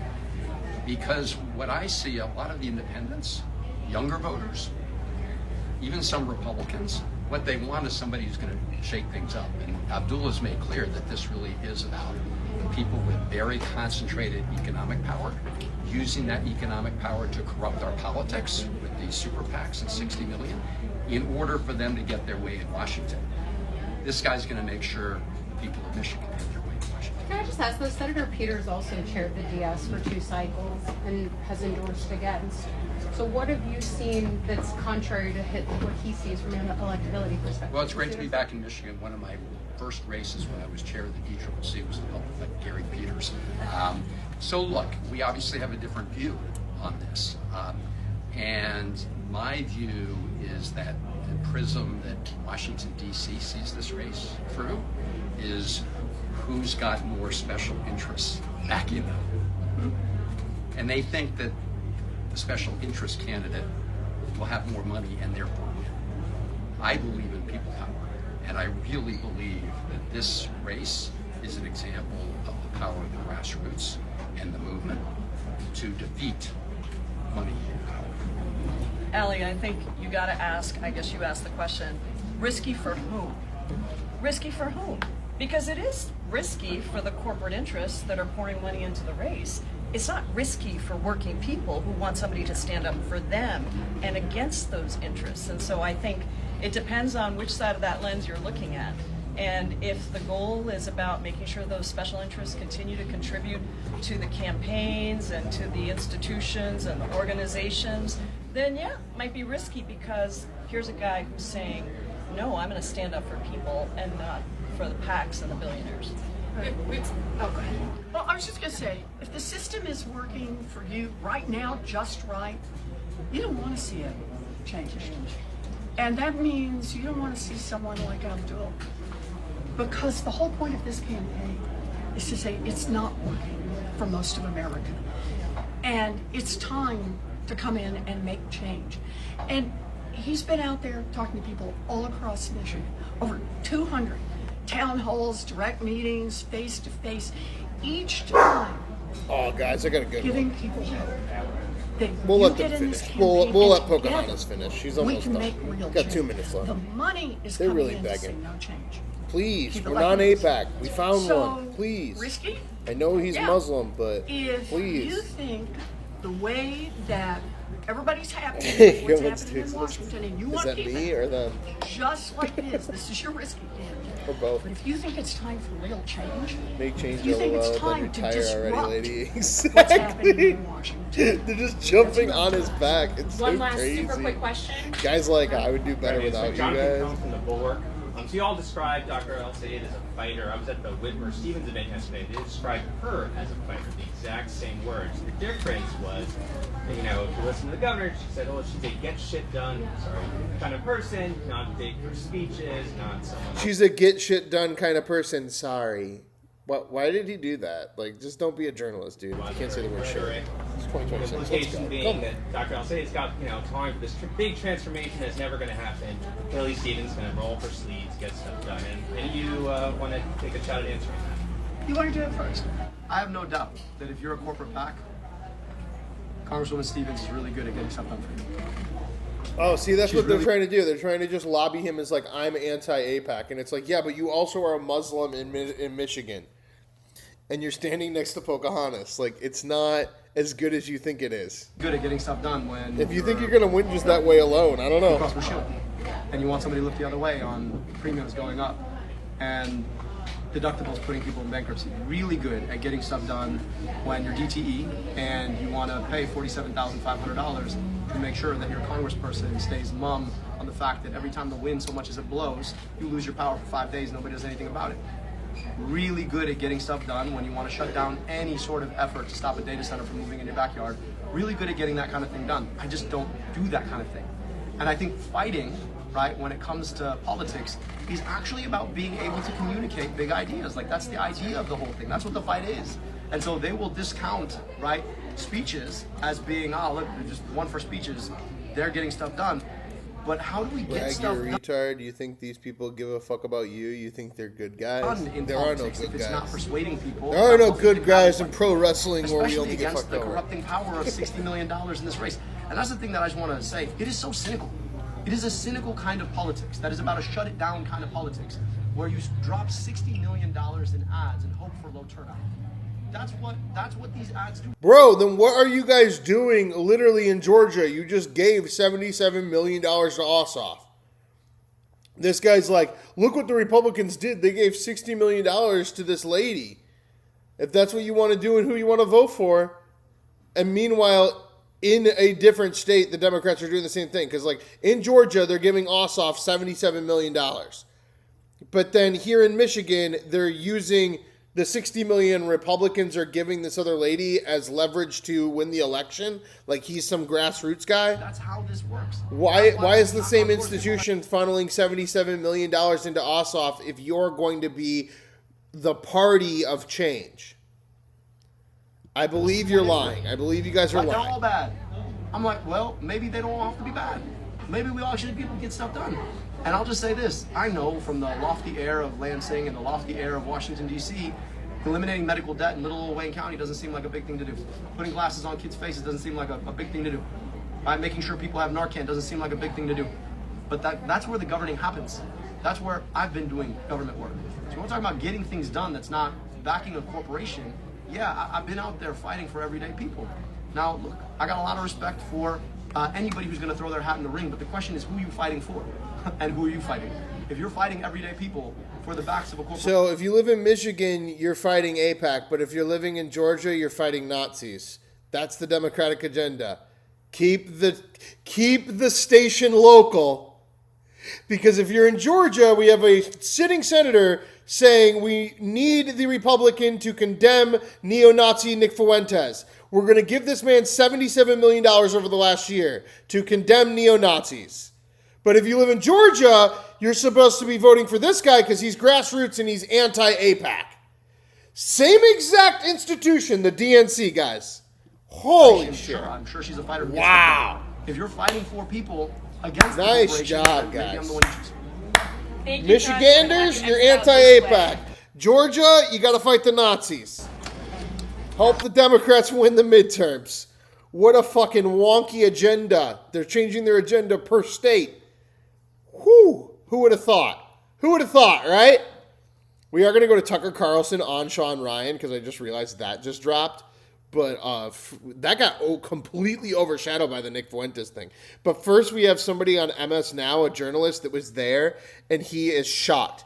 He felt like a hostage at Trump's speech last night. Correspondents Dinner 2026. Are you ready? After May's dinner was cut short by that shooting. Trump, who has routinely attacked the press, didn't miss the opportunity to take personal jabs and criticize media coverage of him. This place is really the largest group of Trump derangement syndrome people ever put together at one time, I suspect. This evening, it's really all about It started the fake good. news It was a media. bomb. You can watch my And coverage your last night if you handling want. of prizes, It was a writing bomb, and especially at the producing and end. performing made-up stories like the Academy Awards. Sometimes I don't feel you treat me fair, or maybe you do. I don't know. I don't. Anti-Nazi and anti-APAC because APAC is paying for the anti-Nazi.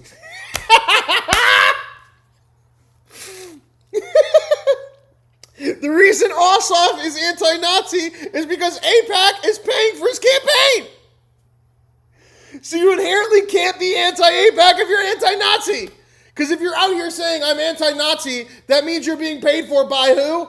APAC. I feel that, but sometimes you treat me very fairly. And I have a lot of respect for your Oxymoron. profession. They said, would you do it next year? I said, I will be back next year. Now, if you get really, really nasty, maybe not. I don't know. But we're going to be back next year. Yes, that was the president of the United States with the Trump 2028 hat at the White House Correspondents Dinner last night. He ended his remarks with a so-called joke about Look at the pendulum on this motherfucker like he's part of Hunger Games. seeking a fourth term. So I've been president twice as president. Oh, he's triggered. This is he's triggered. Somewhat of a scoop. My intention World to run facts. for a fourth term as president of the United States. I will be doing that. I will be having an official. In fact, I think I have. Yeah. At this point, he had really bombed because he did a lot of Kill Tony style jokes. You should go and watch my coverage if you really want the breakdown of it. Did really good. Almost had a unifying speech for the first 10 minutes. Started to bomb with way too much roast material. By the end, he just kept barreling through the roast material because he's not a comedian. He's reading the prompter. And then he has to put the hat on, and he gets clapter. He got clapter when he put the hat on. It was 3 times. And that's what MS Now should be doing. But this black guy is coming in here being all fucking butthurt, giving me material to watch. Now I'm going to do it again. Dumbass. The clapter is where it's Thank like you. cringe. It's like, The president's speech comes they amid muted efforts it. from his administration. They muted the clapping because everybody clapped when he put it on. They all went, and it was awful. It was so cringe. And then they literally mute it so they can manipulate it and be like, "Oh my god, I can't believe you put the hat on." But that actually makes it better. Like you're making it better for him. It's been happening for 18 months. Crazy One day, manipulation. ahead of his remarks, a federal judge placed pressure on Trump's DOJ, causing the department to drop subpoenas it issued to New York Times journalists who reported on security concerns about the new Air Takes Force APAC One money. used as So a... here's the problem. He's given $77 million in private donations to condemn his opponent, who is housing neo-Nazi Nick Fuentes. We know that Nick Fuentes is specifically against Ben Shapiro. We know that Ben Shapiro is a funder of Donald Trump.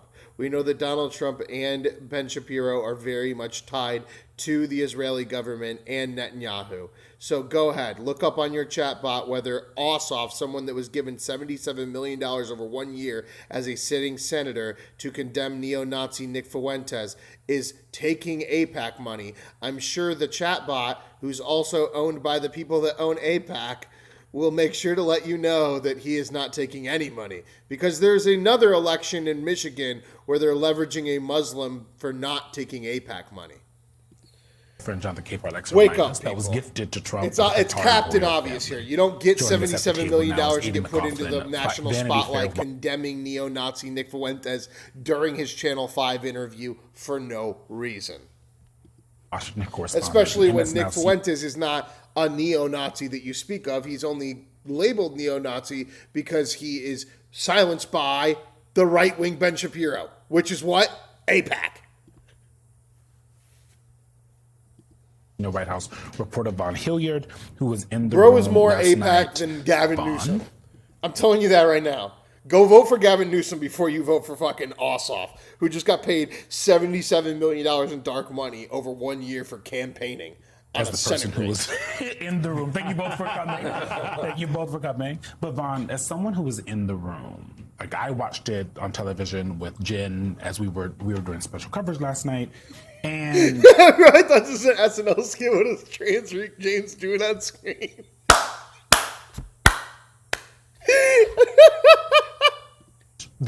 what I took from it was someone who didn't know his audience, right? Mm-hmm. I took from it, usually these speeches are 10 to 20 minutes. I think Biden's longest speech was 20 minutes when he was president. This was an hour long. Right. It was largely a rally speech at the end of the day, right? Like he kept going in and out as he does at rallies. It was also disturbing in a lot of places. But this is the problem, is when they start doing this. When they start getting offended at it, you're letting him win in reverse. The man bombed of all bombs. It ended with him putting a 2028 hat on and getting clapter. You guys have now muted the clapter, manipulated the situation into he did a rally speech. And now if you didn't watch Donald Trump bomb on live television in front of every single journalist, you now get this take that he offended the journalist. How dumb! The United States made jokes, quote unquote, about you guys ruin it for yourselves sometimes. Which implies that he won in 2020. You were winning, and you're like letting him win over the weekend. Spreading his election lies. And I'm curious how the things that I saw here watching it, how that played in the room full of journalists who cover this man. They were crass. They were offensive jokes. And there was an uncomfortability in that room. It was a much smaller ballroom than the initial Washington Hilton ballroom, maybe a fifth of the size. And I think it's important to note, you can hear in the audio some clapping and laughing. I mean, lucky if 10% of the room was laughing or clapping for him at any given time. And that's because essentially the entire cabinet was there. You had other Trump officials in there. You had Trump-aligned media in there. It was just so quiet. It was like you guys are actually like giving him more than As for the actual worth. journalists, Like, those that cover like the a White House, motherfucker. those that cover Washington, there was just They need to they should have brought on some woke ass New York comedians to break it down for him and been like, bro bombed. Look at how he bombed. Clapped her here, clapped her there. Had to embarrassingly put the hat on. Had to fucking if you want a good Democratic breakdown, watch my coverage last night because I told him. I said it. He did.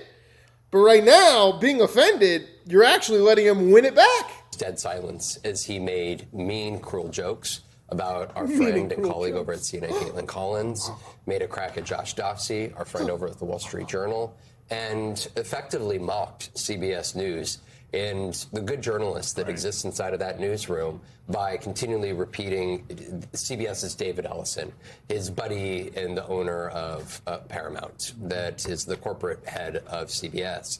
And Making it was how he expects the leaders of news organizations to behave. It was an acknowledgement that he's picking up the phone and calling the head of the corporation. Right. There is supposed to be editorial independence. Mm-hmm. And inside of there, instead of celebrating what the founders put inside of the Constitution as a right, not a privilege. Okay, again, he's trying to he almost slipped up there because he's trying to act like the White House Correspondents Dinner has been there for 250 years. He's like, instead of what the founders envisioned for media night, Donald Trump ruined it.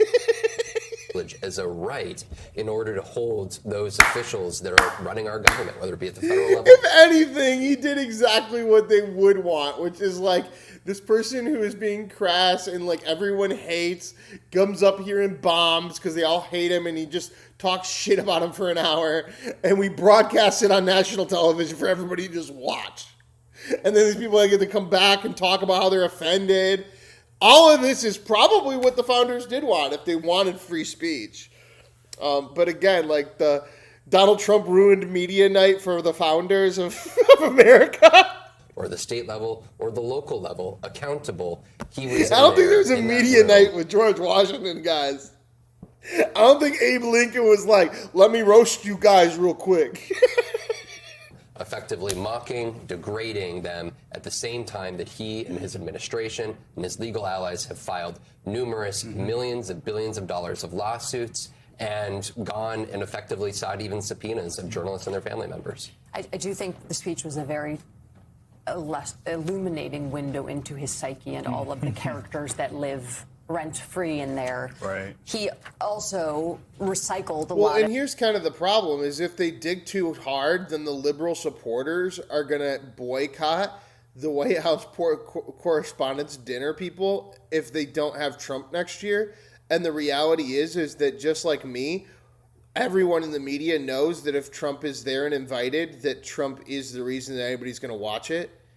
And so it's they almost might do themselves into some sort of Trump cancellation where they don't invite him next year if they go too hard on this, which is not even in their own favor. of his normal rally. Because they're trying to act like he's not free speech. What if he decides not to show up? What if he sees the media coverage and he goes, you know what, I was right the first 4 years to not show up. I went and look what they did afterwards. Then you lose probably the highest ratings you've ever had for a White House Correspondents Dinner. I didn't know you guys even gave out awards. I'm starting to realize that that White House Correspondents Dinner is kind of the Emmys or the Oscars or whatever, or the Grammys. I had no idea the journalists even had a thing like that until last night. And then I found out, this is the first time Trump's ever spoken at one of these. Oh, that's why it's the first time I'm even paying attention to it. And now you're going to potentially make that go away from yourselves by suspects, which I don't know if that was actually complaining and written by acting the like you were speechwriters to that hurt, speech, like your or if feelings he were hurt, went as you guys off laughed with Stephen teleprompter, Miller and have a good time. Let's listen to some of these attacks he lodged, not just against journalists, but his political foes. He turned Palestinian. This was a man This one was weird, too. who was 100% for Israel. 100%. Chuck Schumer, crying Chuck. But now he's a proud, very proud Palestinian. It's becoming such a horrible and dangerous He's a proud Palestinian. location. You know what? Here's the problem: is that now that it's being clipped on MS Now, I'm actually laughing at the jokes And I wasn't last night. If you go back and you watch the coverage, I was being like, fuck, he's bombing. Fuck, this sucks. But the way that they're reacting to it, it's now funny again. Ilhan Omar, she's also a very dishonest person, and she ought to get the hell out of our country. She shouldn't be here. She shouldn't be in our country. Gavin Newsom. Boom, there's our next poll for the next hour, guys. Here we go. Let's get back into it for another hour. Stay with us. If we stay above 100 people, we're going to continue through the show. So make sure you double tap, hit that like button. We're going to that fourth hour. We're going to have another third-party candidate out here. Westmore did not do well. He got 6%. Who will be president in 2028? 834 days until election. We got Mr. J.D. Vance was still winning, right? Was J.D. Vance still winning? J.D. Vance was still winning with 62 wins. We got Mr. Gavin Newsom with 19 wins. And then we have this hour, Tom Hanks. Get your vote in now. Who you voting for? Gavin Newsom? J.D. Vance? Or Tom Hanks? All right, let's get back to these woke motherfuckers getting really upset that Donald Trump bombed last night. I've ever seen. He bombed. Why? You don't have to even talk shit. Said that. Just watch him bomb. Laugh at it. That's what they should have done. They should have said, look at how this motherfucker bombed. And then they just, play it raw. That's what they should have done. He's incapable of reading a speech. He's a low IQ person. In Maine, they nominated a guy with a Nazi tattoo. But don't worry, Democrats. Word is that Platt, his replacement, he throws bottles at women. This guy throws bottles. This guy's another lunatic. Wait, he throws bottles at women? What? Aiden, what do we know about the speech? Anything about how it came together? And why we're so offended? Was this just that's what I mean. Instead of being so baffled and offended because now they're the joke, they should have made him the joke because he was the joke last night. Again, another Trump campaign rally at the end of the day. Well, I think we know that Trump himself didn't seem to be very happy with the speech. I mean, at multiple points he interrupted himself to ask who wrote it. And why no one in the crowd was getting his jokes. And, they were bad. Read the room. People laugh at the jokes. There were some delivery issues, though, I will say. In defense of the speechwriter, he would stop repeatedly to riff in the middle of jokes, and then he'd deliver the punchline, and you have no idea what the setup was. There could have been the one that funny is and true. appropriate joke that I'm not going to repeat on television right now was making fun of the age of lawmakers, and the delivery was completely botched. Yeah, and the same thing with he had a joke about Barry Weiss and the leadership in Iran, which was kind of a funny joke, but it got completely lost in his delivery. So this guy's on. I do feel bad for Give this guy the whole speechwriter fucking that, network. but He's the only person with any felt like a hostage situation. There was all these reporters. He's like, hey guys, how about we just say what actually happened instead of acting like we're fucking offended. Who are trapped in Washington in the middle of the summer, being lured into Trump's old hotel by the president so they could sit for an hour and listen to him deliver a campaign rally and roast them. I mean, that's what I was thinking the entire time. There you go. This was a grand trick that Trump had pulled off on the press. At least I was happy to see that the Correspondents Association put together that video which tried to impress upon Trump the importance of a free press. Right. I don't know if that's going to hold, at least beyond last night, but it was good to see that. So, Vaughn, you mentioned in your prior set of remarks about these subpoenas that the president or the DOJ has issued to the New York Times about their coverage of Air Force One. That's what I want to talk about. What strikes me about these subpoenas is the timeline. If you go back and look at when these stories were published, they were published on July 8th and 9th just a few weeks ago. But the subpoena seeks information going back to January of this year. This doesn't feel like a... See, again, they're just trying to bring it back into political zone. They should stay with what this guy's doing. Talk about how he bombed last night. You're missing the opportunity. You guys were even giggling when he was talking that way. This black guy's ruining it again because this guy comes in with his sassy-ass fucking gay black man, Don Lemon-ass bullshit, being like, actually, you see how he investigated those journalists? He subpoenaed them in January and blah, blah, blah. Shut up. You're ruining the fun. You're ruining the fun moment where we all got to make fun of Donald Trump bombing. Oh. leak investigation, at least not to me. I want to play. And Obama literally arrested Snowden, so it's like Gaslight City. Yesterday. Do you support these type of subpoenas to journalists, or okay? And then they're just going to cut into that. So they literally have this titled. It felt like hostage situation. Journalists react to Trump's attacks on the press. Right? So you're like, ooh, this is gonna be amazing. And then 7 minutes into the video, they get so bored and they don't even know how to like not be offended. So they just cut into how he's investigating the journalists. Completely different story. Anyway. Let's get to Daddy Trump doing some weird stuff with Iran right now. 2 hours ago, Trump, Iran, not ready to make a deal, he says. On the golf course, getting the phone call from Fox News. Blockade on ports in Iran. This comes as we await President Trump's decision whether to launch what could be the largest military assault the war has seen so far. Chief International Correspondent Steve Harrigan is live in Tel Aviv, Israel, with the latest. Hello, Steve. I'm here on the Jewish News overnight, Network. The first quiet we've seen really in just about 2 weeks' time. For 13 straight nights, U.S. forces targeted military targets inside of Iran last night. That simply didn't happen. There's been a lot of talk about a potential massive attack on Iran from the U.S. President Trump making it clear the U.S. Trump is, just so you guys know, Trump is done with golf. He is back at the White House as of 4:02 p.m., so about 3:30. So right around when we started the stream, he got back to the White House. And they closed the full lid at 4:15, which means there's nothing Bill, else at for the this press. point, is keeping all options open. Daddy Trump going to bed! I think also the press is like, after last night, they all got drunk, and then they're all just like, let's take a I think look. they're getting more and more serious as the days go by, for maybe the obvious reason. But we are talking to them right now. Look, there are two ways. I consider that the smarter way, but the other is probably the easier way, doing what we're doing. And we can take that to a much higher level if we want to. You know, we're prepared to do that, as you know. We're locked and loaded.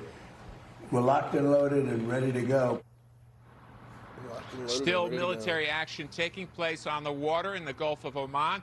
As you know, U.S. has a naval blockade around Iran's key ports. A merchant ship tried to break that naval blockade. It was warned 4 times before U.S. forces fired and disabled that ship. Mike, back to you. Steve Harrigan live in Tel Trump is Aviv. everyone's daddy. Steve, Facts. many thanks. For more, let's bring in Some former people use Defense dementia, Secretary though. under It's President always Trump's your daddy. first term, Mark Esper. Mr. Secretary, welcome. Good to be with you, Mike. So after about 2 weeks of really nonstop military action against military targets in Iran, last night was the first quiet night. President Trump was They said asked quiet about night, but then they said it was going to be 13 again, so I don't know. And then here's... Mujtaba Khamenei No, is seen that's as not what I wanted. That's a propaganda network. Where the fuck is it? Is it this one? Is this one? Netanyahu's office in Israel PM set to meet with Trump on Tuesday. Bibi's U.S. visit soon. A meet with Showman Trump. Israel signaled that his willingness to join. Alright, they're just doing some kind of tabloid ass shit. Alright, that's pretty much all the news we got for right now, so let's get into this. Tucker Carlson, Shawn Ryan. Thank you for coming back, Shawn. Love coming back here. So I was thinking about you this morning. You've had this kind of unbelievably weird and varied life.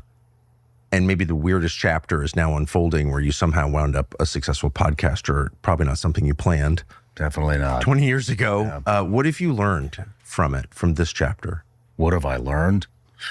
Well, I probably only retained 10% of the information that comes through the studio, to be honest with you. Yeah. And everybody expects me to be a resident expert on anything. I can't remember shit. And then I think I know something, and I had dinner with you last night, and I realized I really don't know. I don't either. Yeah, but, it's the ignorant meeting the ignorant. But what have I learned? I've learned that I shouldn't be friends with Candace Owens. That's what you should be saying right now, sir. You should say, I learned I shouldn't have been friends with Candace Owens. Just say it. Just say it out loud. It's okay. You're in the room with Tucker Carlson. He understands. It's not like you sat down with Nick Fuentes. Just say it. Just say it out loud. Just say, I'm sorry I was friends with Candace Owens. never want to involve myself in the U.S. political system or vouch for any man again. I've learned. Wait, let's just stop there. So you didn't start out a hyper political person. I remember when your podcast started, my nephew told me about it. He loved it. That's how I met you, because my nephew was so impressed by you. And it was mostly on kind of military issues. And then there was this period where you, I don't know, got involved, but you got closer to the political process. And now you're saying you don't want anything to do with that. No, I never. I just don't. Why? Well, I mean, I think we kind of discussed it last time.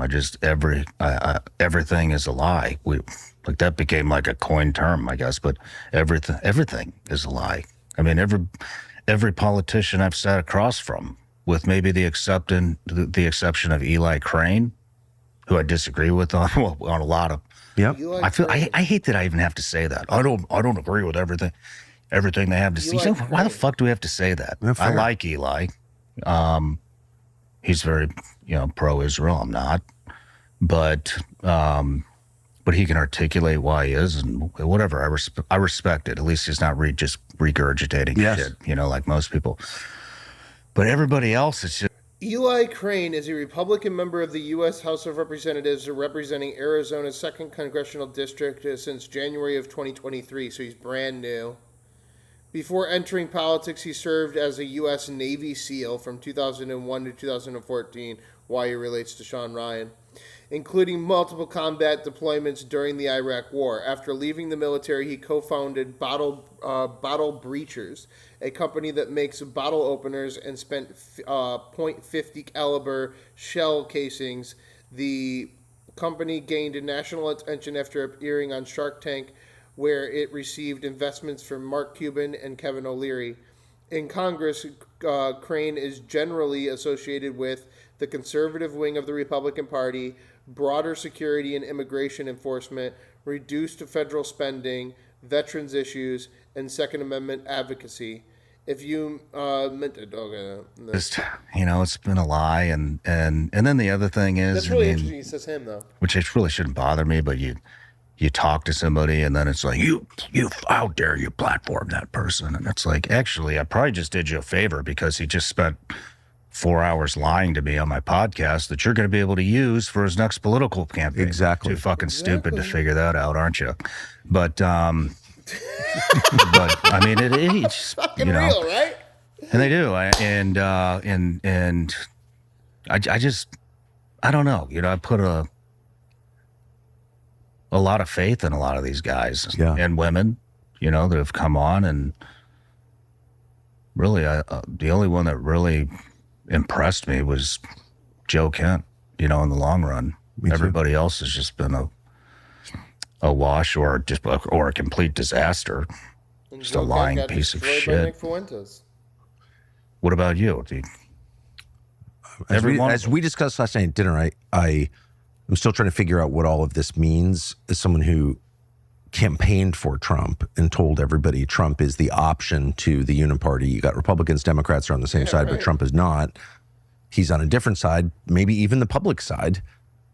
And then Trump, the last hope, winds up aligning with Chuck Schumer and just joins the uniparty in the most obvious way. At that point, you have to ask yourself, is there a political solution to the problems that we have?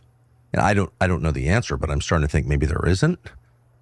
I don't know. I feel as discouraged as you do, though I don't articulate it quite as well and forcefully as you do, but I kind of feel that way. So, but I'm interviewing you, so let me ask you, you're out of politics, so where does that leave you? What matters? What takes its place? I think, I'm not sure yet. I'm still, we talked last night. I'm kind of going through, I'm going through a crazy spiritual transformation right now. And I think God needs to be highlighted and maybe some good stuff. I mean,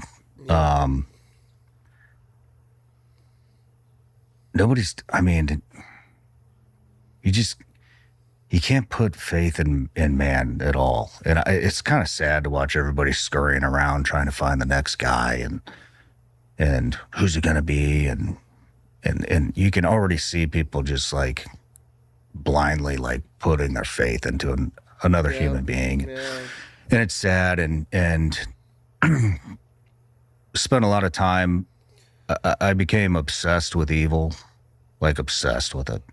And it started with the kid stuff, which I'll probably never stop that. That's just a passion of mine that I can handle it. Like I can handle the subject matter, and I think it's important. And I know we've done a lot of good there, and by educating parents and kids about what's actually going on, and I mean, roadblocks, for example, we did an episode on what was going on roadblocks, and I think we took like $5 or $6 billion off the cap table in one day or 1 week. I mean, and I think that's good. But so where am I going? Wait, can you back up? You became obsessed with evil? What is I think it started, with COVID and the LGBTQ stuff, and I don't really care about. I don't care what adults are doing, but 8-year-old kids, that just really bothered me. Like it still does, really bothers me. And so that's kind of where it started, and then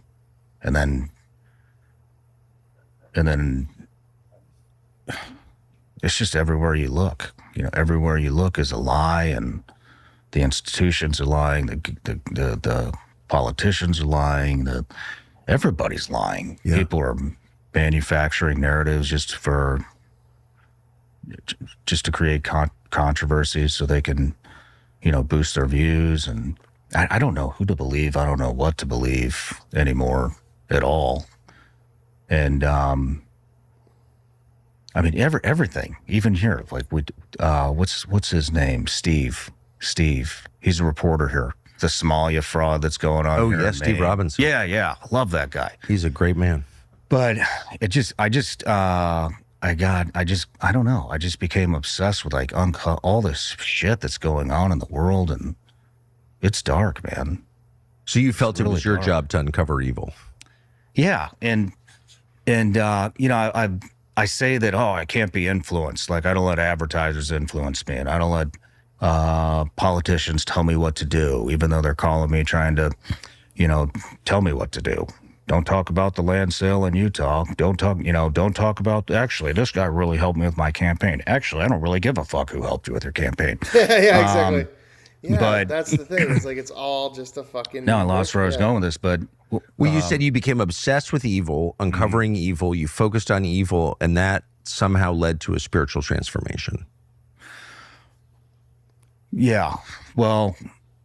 So it never ends, is basically what I'm getting. Oh, I was talking about audience, and I was talking about being influenced. Oh, dude, and then, let's check out that rocket. There was a rocket that launched yesterday from SpaceX. I wanted to check this out. Hold on, let's check this out real quick. Where that fucking rocket at? Where's that SpaceX rocket at? Where the rocket at? I gotta find it. Hold on 1 second, guys. Here we go. Oh no, it wasn't today. It was yesterday. 4th. Rocket. Purple jacket? No. Stephen Miller? No. Rocket. Stay focused, dogs. Rocket. We want to see the rocket. Just the rocket. Boom. Rocket.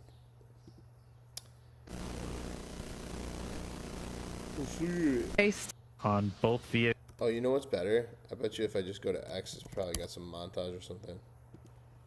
SpaceX rocket.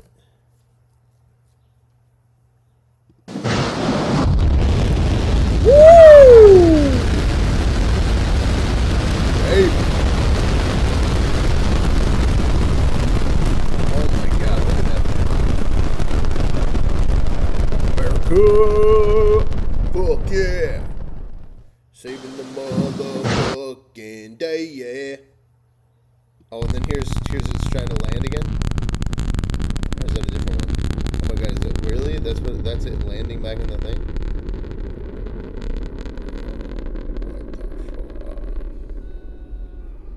Crazy. If we can get this thing in the water. Oh, and then here's the.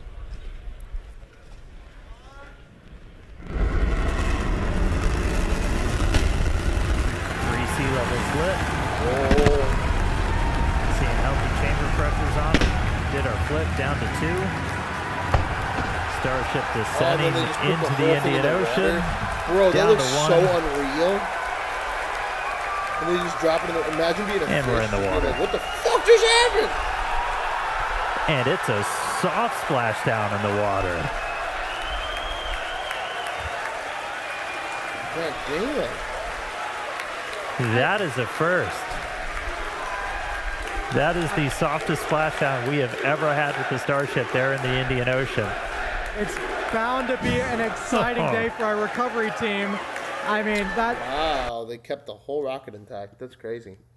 All right, let's go back. And then everywhere you go, people are patting you on the back and patting you on the butt. And, good job. You're doing God's work. You're doing this. And you see the views and you see the comments and you see the likes and you see the reaction videos, and everybody's just praising you, and it gets to you. I didn't realize it was getting to me, but it's not the criticism that destroys you. It's the flattery, that destroys you. Because but they don't know what God wants. So you got all these millions of people, you know what I mean, interacting with you, telling you these things everywhere you go. Because anybody can be a mod. Because listen to exactly what Shawn Ryan is saying here. This is what I experience every day with y'all. And it gets to you, and I did. We talked last night about my lab. I just got back from a Ibogaine 5-MeO experience. Didn't go great. Found hell. And I don't want to go too far into it because I don't want to have a meltdown on your show. But it's okay. But I'm just not ready, to dive into it. But yeah, I felt what hell was gonna be like. Not like seeing devils and fire and whatever, demons and all that. Like it was a feeling, and I never ever want to feel that again, ever. So successful experience. I guess I never ever want to do it again. Maybe the most successful experience. Yeah, it definitely sent me down a new path that I'm still trying to figure out. But I went to mass on Sunday, and I'm like full blown going back into the Catholic Church now, and here in Maine I went, and the priest was talking about I want to butcher this, but he was talking about wheat and weeds. Have you heard this analogy? And he was, good people are the wheat, and the bad are the weeds, and every once in a while, well, a weed will come out and he'll start calling out all the weeds only to become a weed himself. And basically what he's getting at is, I can sit here and I can call out this evil like all the time, and uncover all the fucked up shit that everybody's doing, that everybody, is put their blind faith in. But in the end, we're all evil. We all have an evil side to us. And then you meet these people and they're very charismatic and you're like, oh man, he seems like a really nice person. He's a nice guy. Maybe he is. But he's influenced. Yes. They are influenced. We are influenced. And I think it's time to, I just think it's time to turn a corner because we all have an evil side. We all are selfish in our own ways, and it's too easy to call other people out all the time. Yeah. And maybe they don't realize they're doing it. I think a lot of them do. I think a lot of them know, but I don't think that's really necessarily what God wants, The way I used to do it is I would wait until something came across my desk or something came to my attention that I felt really passionate about, like kids.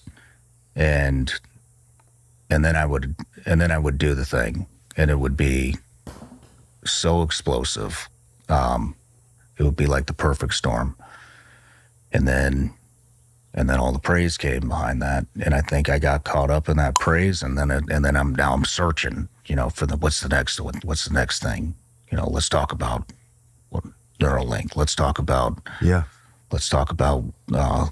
Trump. Let's talk about Israel. Let's talk about everybody. Yeah, exactly. Everybody's doing something, and some a lot more than others. And I'm still passionate about those topics, but it never ends. It never ends. And I feel like I was maybe shown hell, and I'm still experiencing it. I for feel a reason. him on this. And I gave you the analogy last night that It's that if my Epstein son's shit, dude. That playing Charlie with the Kirk electrical Epstein shit, socket, you get roped up into that. he keeps sticking his finger in there. And I'm like, no, don't. Hey, you're going to shock yourself. Hey, go time out. All right, that's it. Go to your whatever. Eventually, I'm just going to let him stick his finger in there and figure out why I don't want him to stick his finger in there. And I think maybe that's what Christ did to me. He was like, all right, here it is, buddy. You want to feel it? That's what it is. And I never want to touch that shit ever again. If the last couple of years have taught us anything, it's that the people in charge of public health don't actually care about public health. He took drugs or something, and he's scared now? That's what it is. But now I think maybe that's what it is. What were your first reactions? Like, your first reaction was, I don't want to go there. So what do you do to keep from going there? Pray, build a relationship, plant some seeds maybe. I don't know. I'm still trying to figure it out. One thing I told you, I've read maybe half the Bible. I can comprehend maybe 5-10% of it. And so one thing I'm kind of kicking around is maybe going through every book and doing a full-blown. I mean, look, we both have access to pretty much anybody we want in the world, right? Yeah. And so that's the upside of the job. Is it? Yes, I think. Because they have access to you too. No, it's fair. But maybe I bring on the best theologians, maybe whoever I want to learn from, and bring them in. And fucking depression, man. I can't handle that, bro. It's so sad. For more, let's bring in former National Security Council Senior Director under President George W. Bush, Michael 25 minutes Allen. ago. Michael, welcome. Thank you so much for having me. So, from the Wall Street Journal, Trump is losing patience over an Iran war with no clear end in sight. Texas Republican Congressman Michael McCall saying, quote, I believe he thinks he gave peace a chance. He's going back to Plan A, which is the military option. Where do things stand in this conflict, Michael? Well, it makes sense that that's the president's view. I can see that he really wants to make progress on negotiations, but the Iranians are not interested in that. So that's why I think he's considering this go very big military option campaign. He could do one of two things, or achieve one of two things. One, it could condition the hard cases inside of Iran, the Islamic Revolutionary Guard Corps who are making all the shots. If he hits the right economic targets, the ones they care about. I agree they don't care about their people, but they care about their own income, and that's often we got a wrapped new up Channel in 5, oil and gas, guys. Let's engineering, go and into this. construction. This just broke. Got a new Iran war update from Channel 5.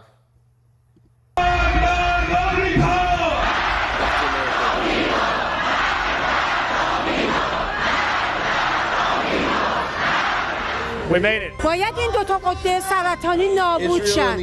به خاطر همین من 80 شب اینجا وایسادم. تمام این ستاره‌های پرچم آمریکا خواهد ریخت. از روز اولی که رهبر جمهوری اسلامی ایران، رهبر دوم جمهوری اسلامی ایران که اسمشون سید علی خامنه‌ای هستش، توسط رژیم آمریکایی، رژیم جنایتکار آمریکایی، توسط ترامپ بیشرف، ایشون که چیز شدن، شهید شدن، مردم از اون موقع تا حالا اومدن داخل خیابونا حضور پیدا کردن و شعارشون هم اینه ما تا نابودی آمریکا رو و اسرائیل رو نبینیم خیابونا رو ول نمی‌کنیم. For 40 years Iran has been saying death to America. I decided a long time ago that I would not let this happen. It will not continue. I want to thank and congratulate Prime Minister Bibi Netanyahu.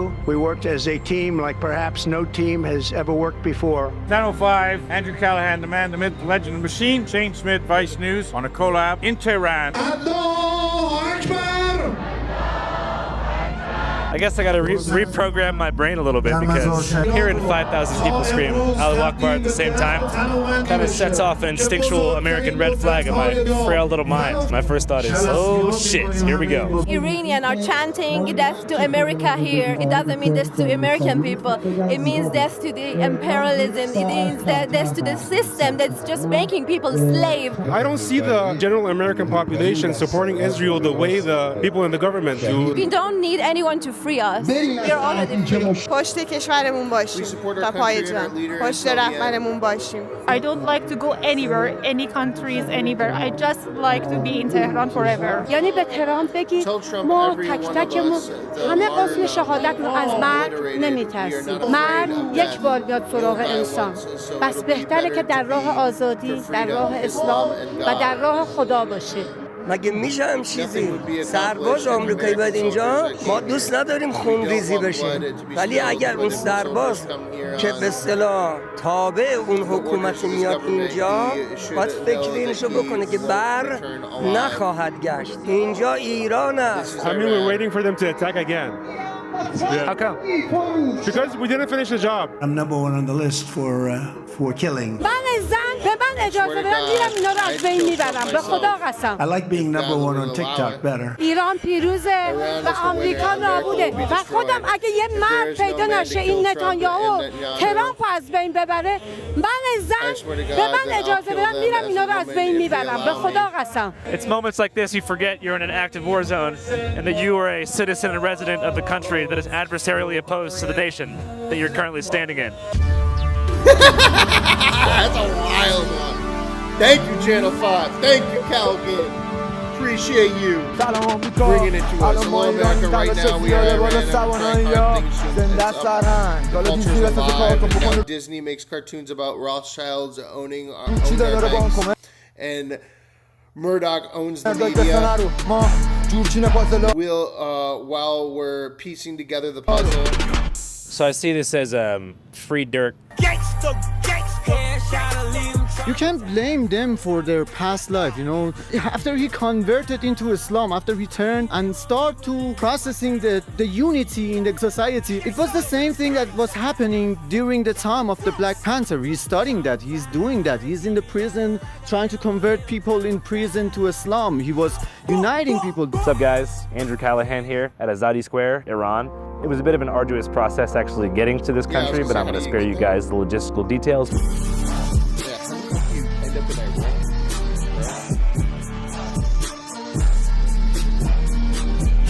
Behind me, you can see the beautiful skyline of Tehran and the snow-capped mountains above, but there's a bit of tension in the air because we being the United States, is at war with the country of Iran. There's been some pretty horrific strikes that have taken place, one at a girls' school.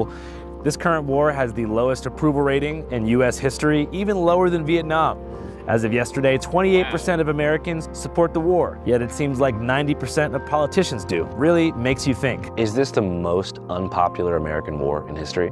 Yes, there's no case that was made for the American involvement in this war. There was no singular issue that the Americans focused on, and at best what they came up with 4 specific issues that had to deal with, strategic issues, nothing that the American population could latch on to. The war is being waged for a couple different alleged reasons. The first reason would be to beat China in the oil race, to essentially defeat our natural, political enemy, China, by gaining access to more petroleum and control over different oil export routes in the Gulf region. 20 to 25% of the world's petroleum goes through the Strait of Hormuz. And as of now, there's no other capacity in the world that can make up for that. And I would say 22 to 25% of Americans are what I call gas price guys, who have no political opinions aside from, what the hell, you see the gas is going up? I just want shit to be over. Yeah, but that tends to be working against the Trump administration. The second reason, I believe, is to cut off funding to different Axis proxy groups like Hezbollah, Hamas, and the Houthis to give a strategic advantage to Israel in expanding their Greater Israel Project and having more leverage against their enemies in the south of Lebanon and, of course, in the Gaza Strip. As a matter of fact, the argument can be made that these groupings were a financial drain on Iran and were contributed to the Iranian financial crisis that you have right now. So frankly, this was not a big problem for the Americans to deal with. So the question then comes in, why the Americans got involved in this thing in the first place?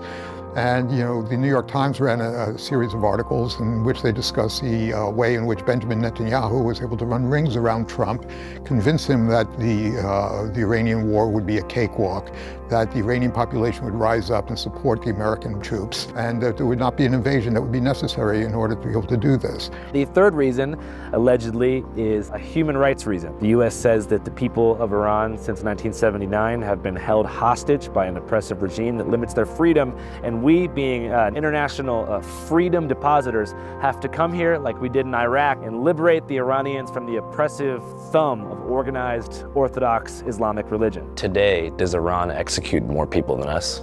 Yes, it does. Believe it or not, by far. And Iran is there in the bottom 2. Iran and China are equivalent in multiple ways, including their attitude towards media and the repression of media, but also in terms of execution. Last year, Iran executed about 2,100 people. Can you get executed in Iran for speaking out against the regime? Certainly.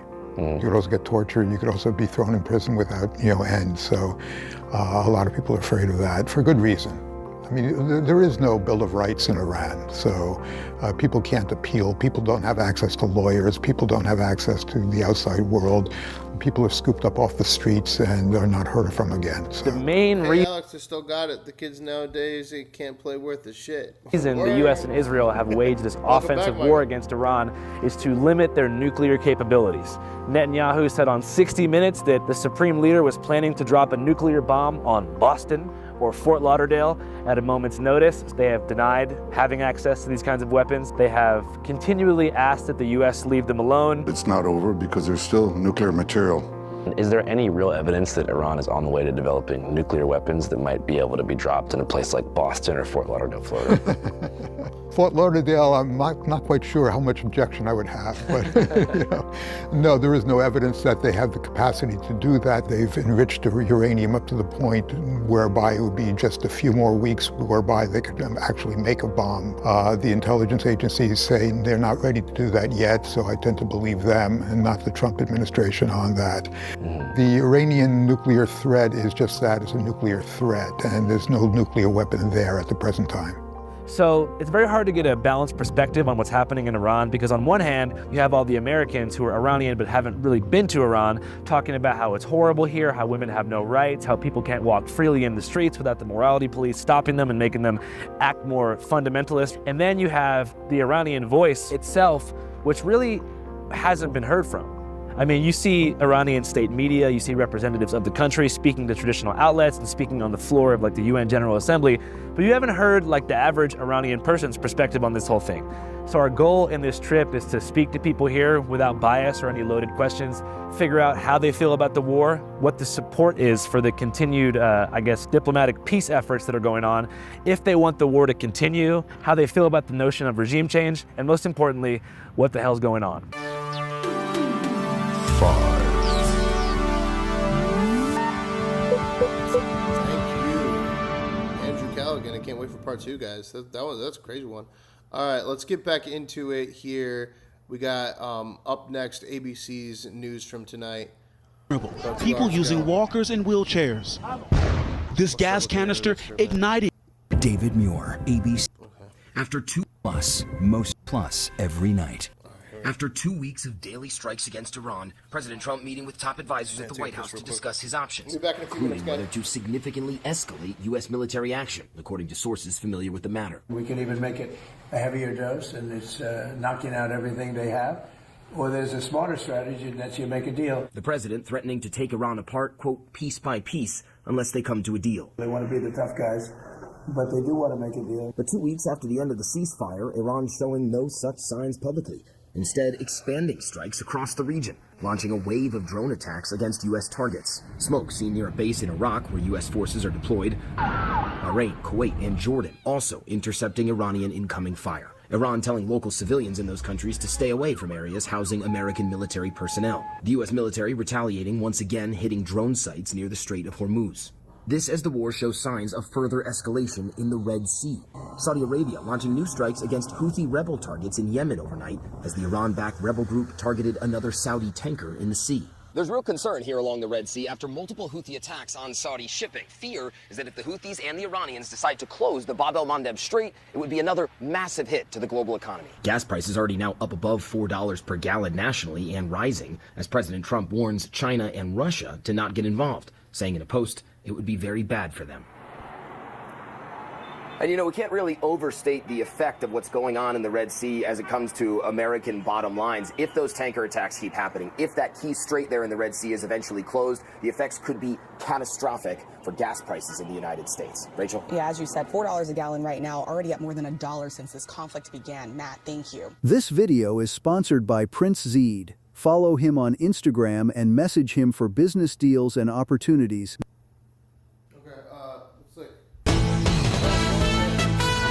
From ABC News World Headquarters in New York. That was weird. All right, let's pull into this next one here, which is Ilhan Omar saying she's been barred from the ICE detention center. To have here the minority, we are trying to do the oversight and the accountability because Republicans refuse to have hearings. I have decided that I will use my platform to do these hearings anyway. And so we have conducted 9 hearings so far. 2 of them have been in the field. I wonder what Asmongold's up to if he's still alive right now. Let's see what's going on with him maybe. Asmongold, you still here, bro? He's still here. Is he just playing video games now though? Yeah, he's playing video games right now. I wonder if we can pull back to the beginning. He's actually gone the files. Like, so yeah, that's really about have to work with it. Like, it's not like Elon Musk did anything with the Epstein files or anything. Oh, okay. Actually, we just dropped below 50 viewers. So that'll be it for the night, guys. I might be back in a few minutes and we'll test another one. I noticed that like once I drop below 50, I can regain everybody if I go and do a different thing. So might be back in a few minutes. But until then, thank you all for watching another episode of No News is News. And JD Vance wins another one. 63 wins for Mr. JD Vance. Until next time, peace!